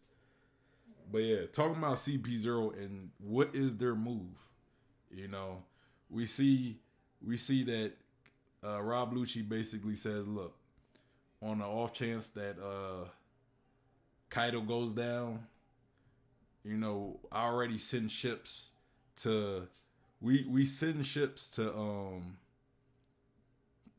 just in case on the off chance Kaido is defeated. But what if Kaido win? Like, what if Kaido was to win?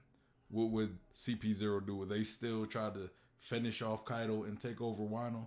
I mean, that's what I kind of think they would do. And then this is what I've been talking about. Like, I've been asking this question forever. Like since CP0 was brought in, like since they were revealed to be in Wano, like during the whole Onigashima raid, my biggest question was, what is CP0's role in Wano?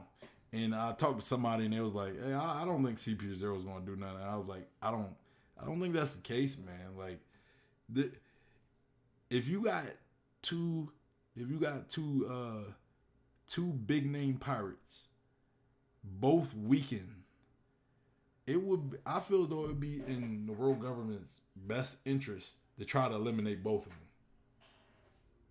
So I was all on the thing where I thought CP0 would do something if at the end of this arc. And then CP0 or Rob Lucci specifically brings up somebody very important, somebody I've been talking about. I've been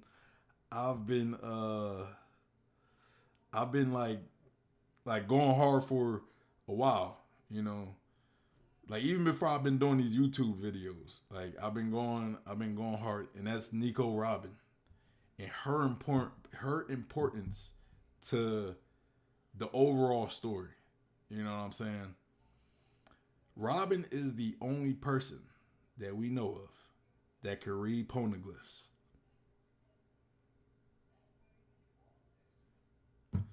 The only person we know of that's alive.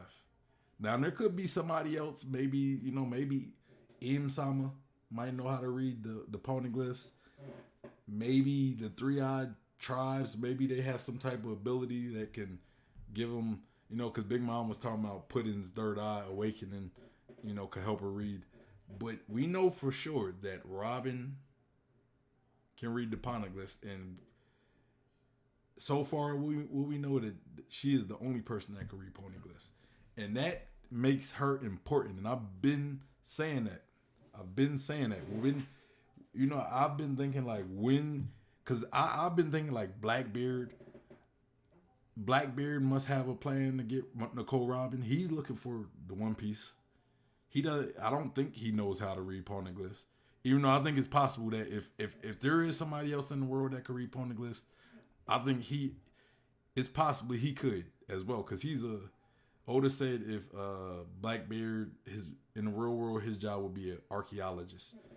And that's kind of like what Robin is. She's kind of like an archaeologist. She goes and finds the secrets of the world, of the world's history. And that's kind of like what archaeologists do, except more so with like bones and stuff.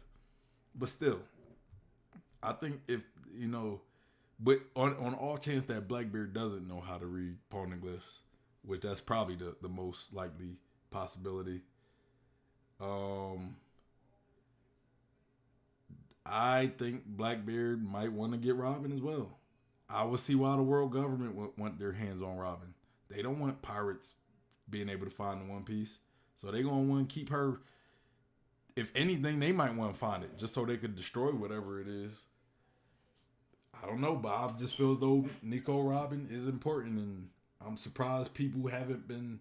I'm surprised it took Oda this long to really stress that importance again, like to bring up that importance of her to this overall story. And looking at the comments, he says, Shane says, maybe because Kaido is weakened right now, they may still try to take it over. True. Exactly. That's yeah. I could see them doing that. And then he said, how long have you been watching One Piece? Okay, that's how long have I been watching One Piece? I'm trying to think exactly when I started. I started watching it during the Punk Hazard arc. Like, I didn't watch it in the Punk Hazard arc, but I know when I started watching it, that's when they was airing the Punk Hazard arc. So I want to say that was like 2013, 14. I caught up during the Dressrosa arc. I've been watching it. I didn't read it at that time. I caught up during the during the Dressrosa arc, like in the middle of it somehow. I started reading One Piece during Zoe because I was caught up. Dressrosa for me, it was dragging on too much, and I was kind of thinking like, okay, the pacing of the anime is too slow. So let me catch up with the manga. So I started reading the manga around 2016, I want to say 15, 16, during the Dressrosa arc. So yeah, so honestly, maybe like I've been following One Piece for about 7 years now. Yeah.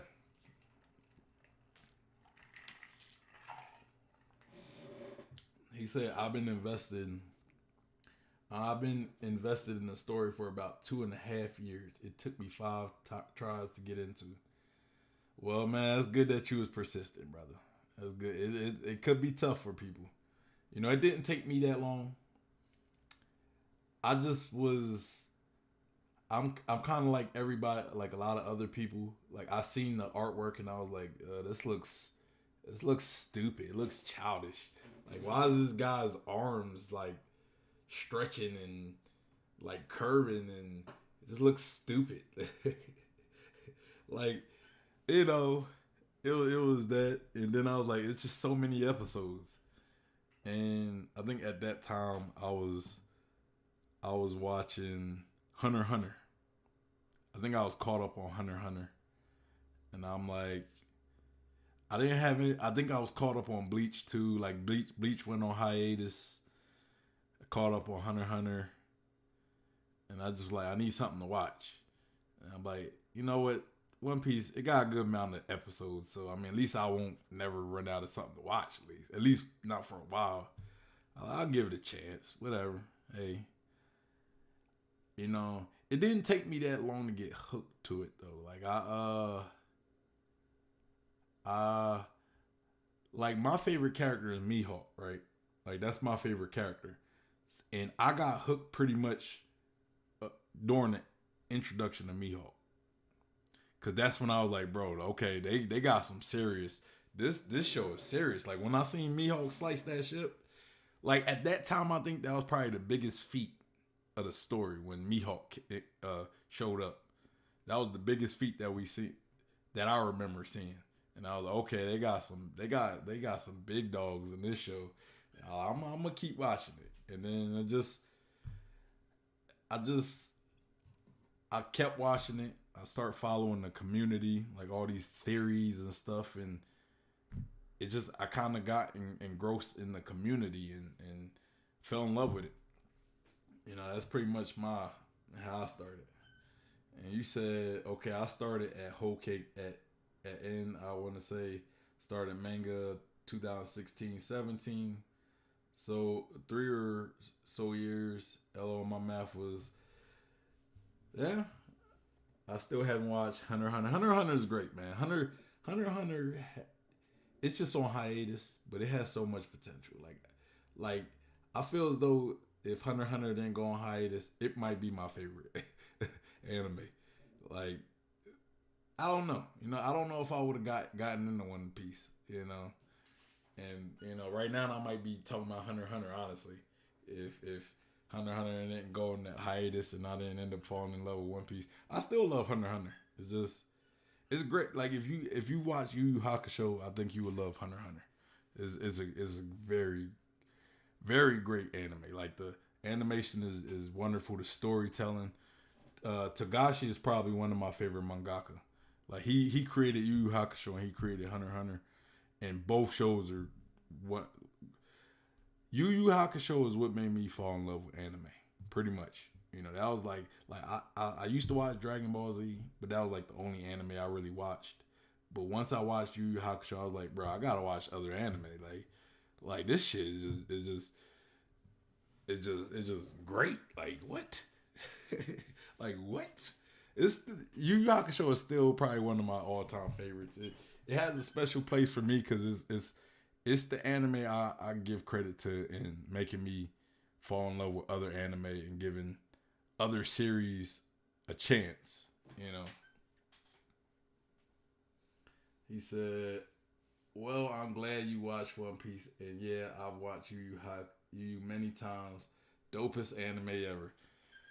Bro, I love Yu Yu Hakusho, bro. Like One Piece is probably my favorite at this point, but Yu Yu Hakusho is like, it's in a special bracket. It's in a special bracket. You know, it's in the special bracket. So, but yeah, if you like Yu Yu Hakusho, you'll probably like Hunter x Hunter. I'm sure of it. You know, I'm sure of it because storytelling is just as good. Probably might be even better.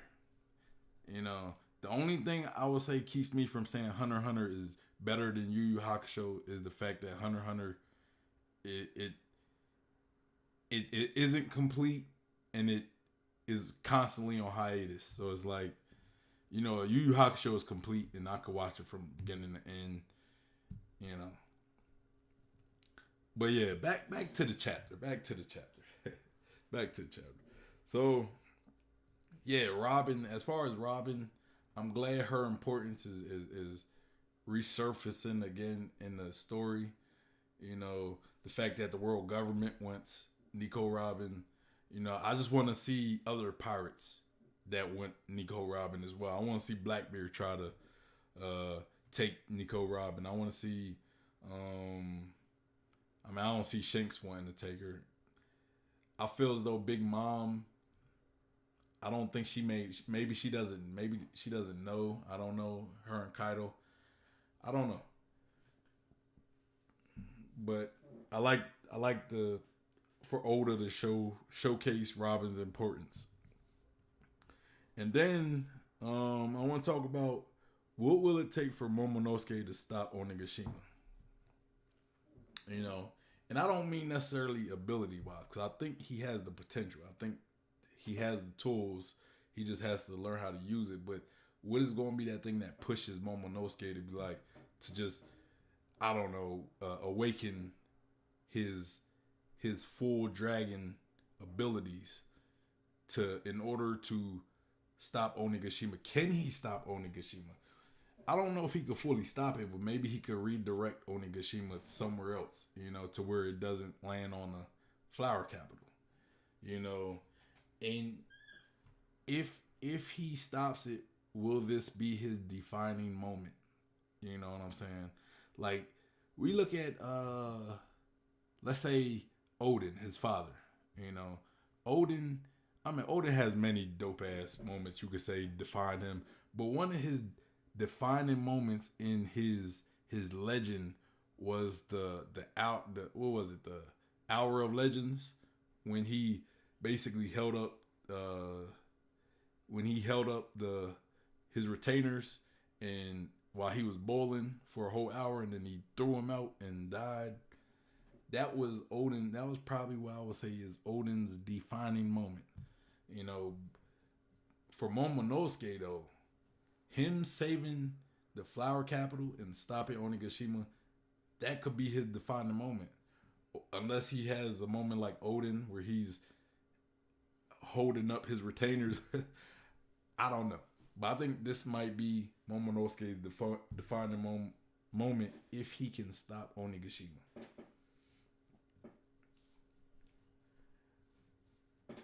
Okay, let me read these.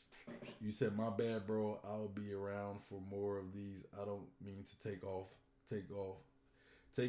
topic. Robin has been needing to be brought up. I was surprised they had it snuck in some context of fact she is the only one who can read the poneglyphs. Yeah, exactly. Yeah, man. Like, I would like. I'm surprised that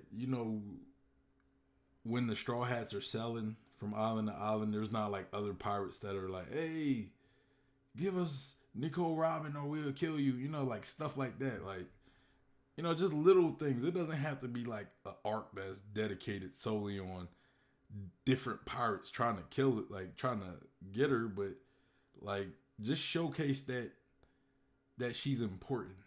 You know what I'm saying? Showcase that her knowledge and her ability to read poneglyphs are important. Like that's all I'm saying.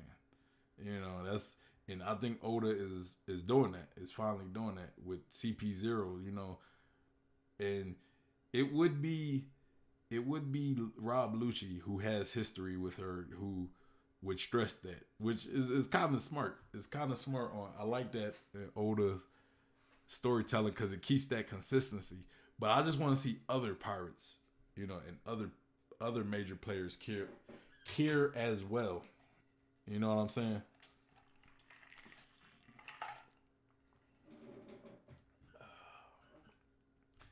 And then he also said Momonosuke needs the right flashback to awaken those abilities. Yeah. But what will it be? You know what I'm saying? Is it going to be Odin's death? Is it going to be like what? You know what I'm saying? Is it going to be maybe?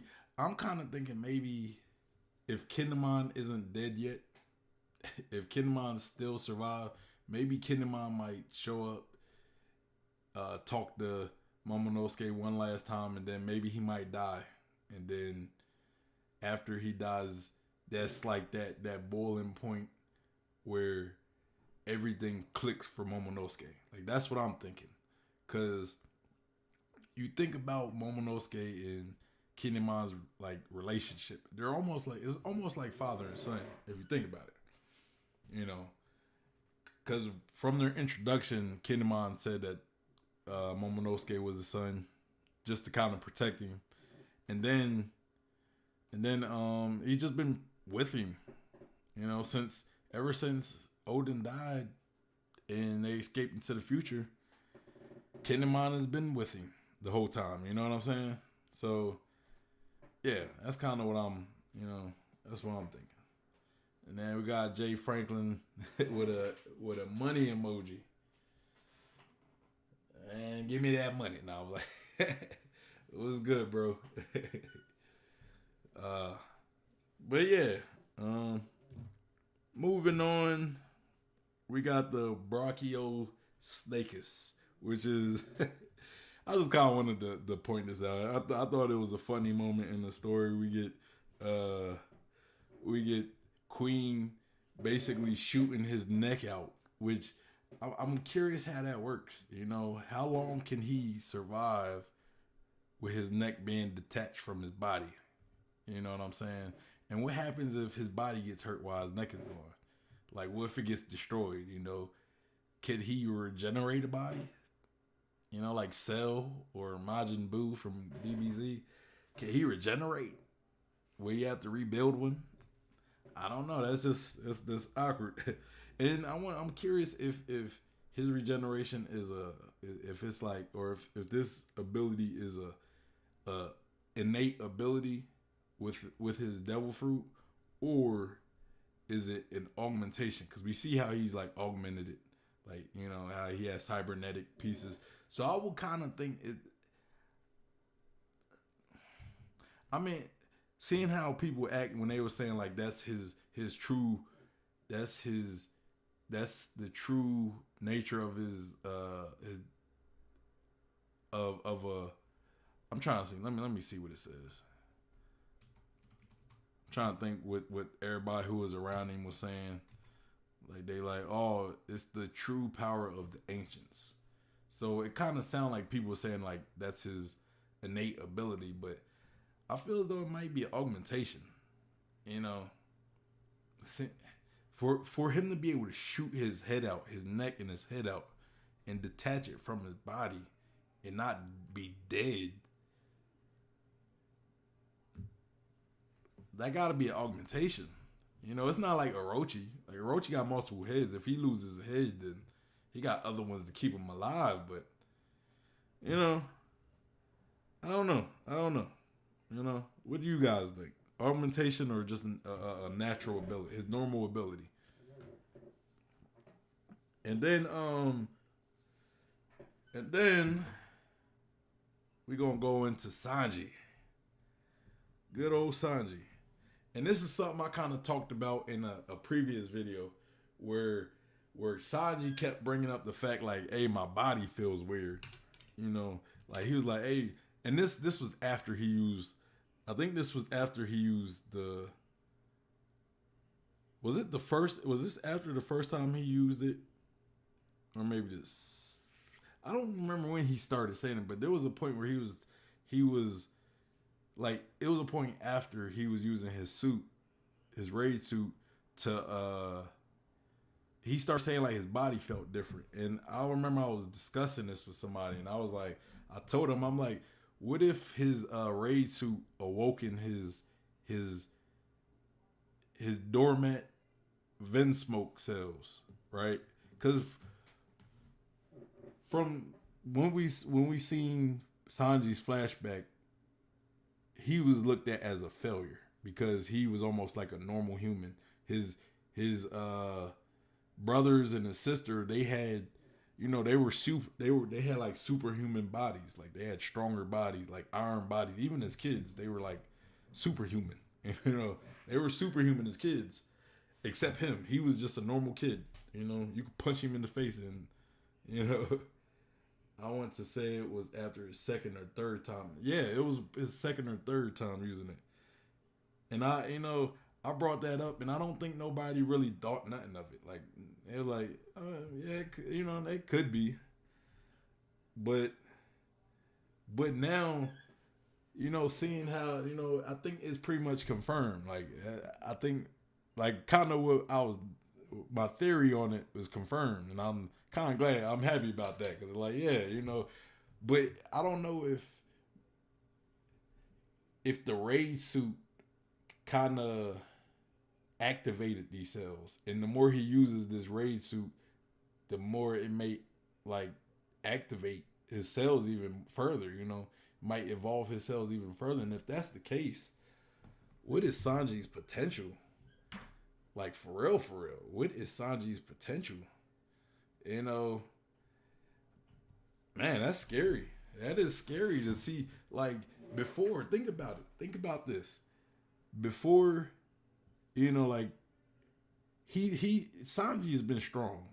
And it's weird, because we never see Sanji train. We see Zorro train all the time on the ship. Sometimes we see Luffy train, on occasion, but he probably fights the most on the Straw Hat, so he just gets stronger off of experience more so. But Sanji, we don't see Sanji train, and maybe his cells have been somewhat activated a little bit to give him an advantage in fights, but now maybe his cells are fully activated, or if they're not fully activated, what is his potential? What if they continue to activate even further? He was already strong enough to compete with his brothers. Like, he beat up Yonji, I think, one time, but then he was stopped and saying, if you keep doing it, we'll destroy your cuffs, or we'll kill your friends or whatever. So, man, what is Sanji's, what is Sanji's potential? He says, so who got the advantage now, Zorro or Sanji? I don't know, man. I always thought they were close. And I don't think Oda is going to make Sanji stronger than Zorro. But I think they're closer than people give them credit for. I've always been one to preach where I think Zorro and Sanji are closer. Because if you look at their fights, right? Sanji always fights like the number 3. Zorro fights the number 2. Sanji usually has an easier time with the number 3 than Zorro has with the number 2 in a lot of his fights. And the number 2 and 3 are usually never that far. Like, look at like CP9. You had Zorro fought Kaku, Sanji fought Jabra, right? Sanji had an easier time with Jabra than Zorro had with Kaku. Kaku was like, when they measured like their I forget what they call it. It's like their it's kind of like how CP9 I want to bring it up. I want to look at it. CP9.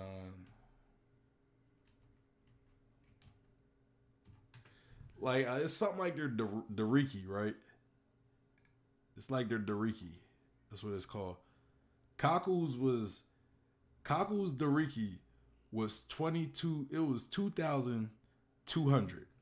Now this is pre-time skip. So, just kind of work with me.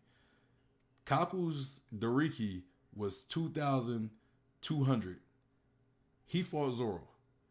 Sanji's Dariki Jabra's Dariki was 2,180. So Jabra was only 20 Dariki shorter, like weaker than Kaku.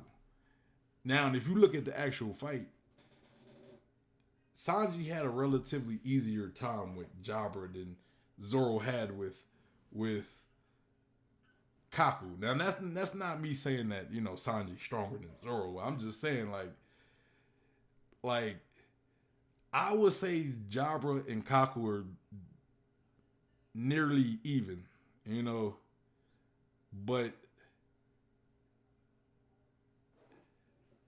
like if Zoro and Sanji's opponents are both nearly even, but Sanji kind of had an easier fight compared to Zoro, that just to me that just shows that at that point Sanji and Zoro wasn't that far from each other as far as their strength. You know what I'm saying? Like I don't and going into after time skip, right? I don't think there was nothing shown between the two of them that could decisively separate them, show a gap. Like neither of them. Like what fights did we get from Zoro? He fought. We seen Dressrosa. He fought Pika, right? Now Pika, Zoro didn't have a hard time with Pika. Not like Zoro. Pika was just like more of a nuisance, if anything. Like he just had a difficult devil fruit to get around. But when Zoro was able to actually hit Pika, Pika wasn't that much of a threat. Now, I attribute that to one of two things. Either Zoro really did get insanely strong, or Pika just was not that impressive. Like Pika was just relatively weak. Like Pika wasn't that good. He just had a very OP devil fruit. But kind of like Enel, he just had an OP devil fruit, but he lost to somebody just because he relied on it too much. Like that's all he had. You know what I'm saying? And Sanji, every fight that we see Sanji in, he was always fighting people that was outclassed him. You know what I'm saying? He clashed with Doflamingo, and I think he kind of broke he broke his leg. He clashed with Virgo at one point, and Virgo I think was probably the strongest commander of Doflamingo. So I would say Virgo is stronger than Pika. You know what I'm saying? And then who else? Like Pika, like up until Wano, I would say Pika was Zoro's strongest opponent. Up until Wano, Sanji fought Virgo. He fought Doflamingo. He fought or he clashed with what's Big Mom's son, the one with the fire, like he could heat stuff up, oven.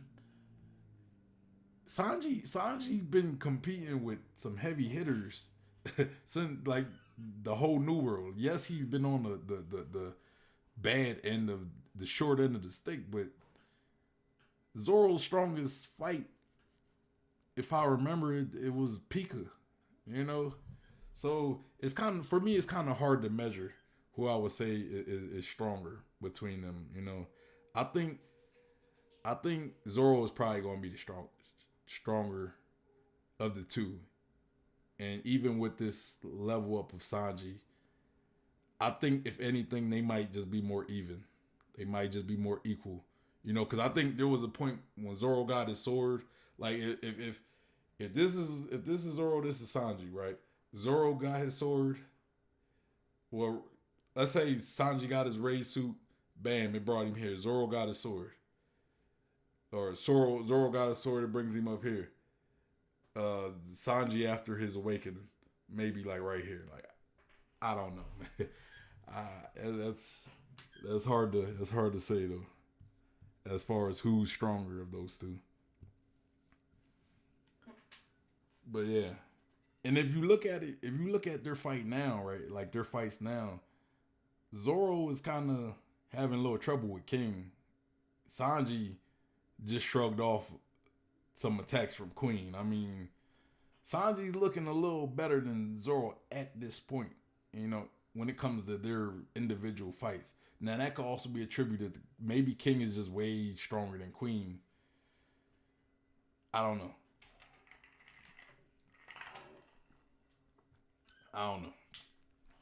But yeah.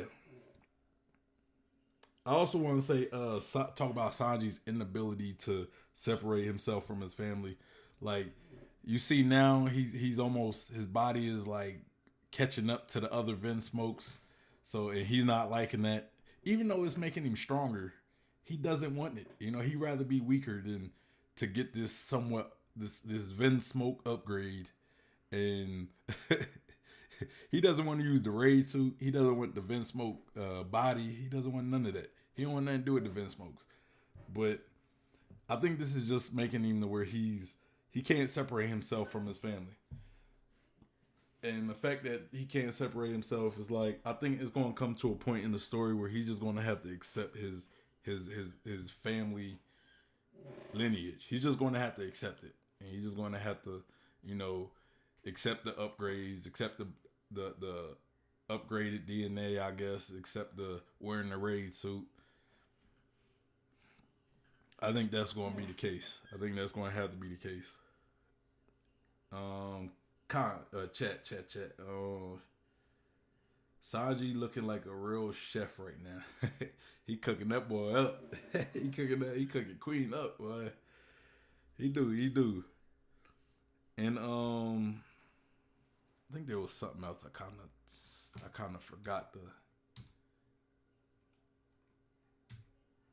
Something else I kind of forgot to.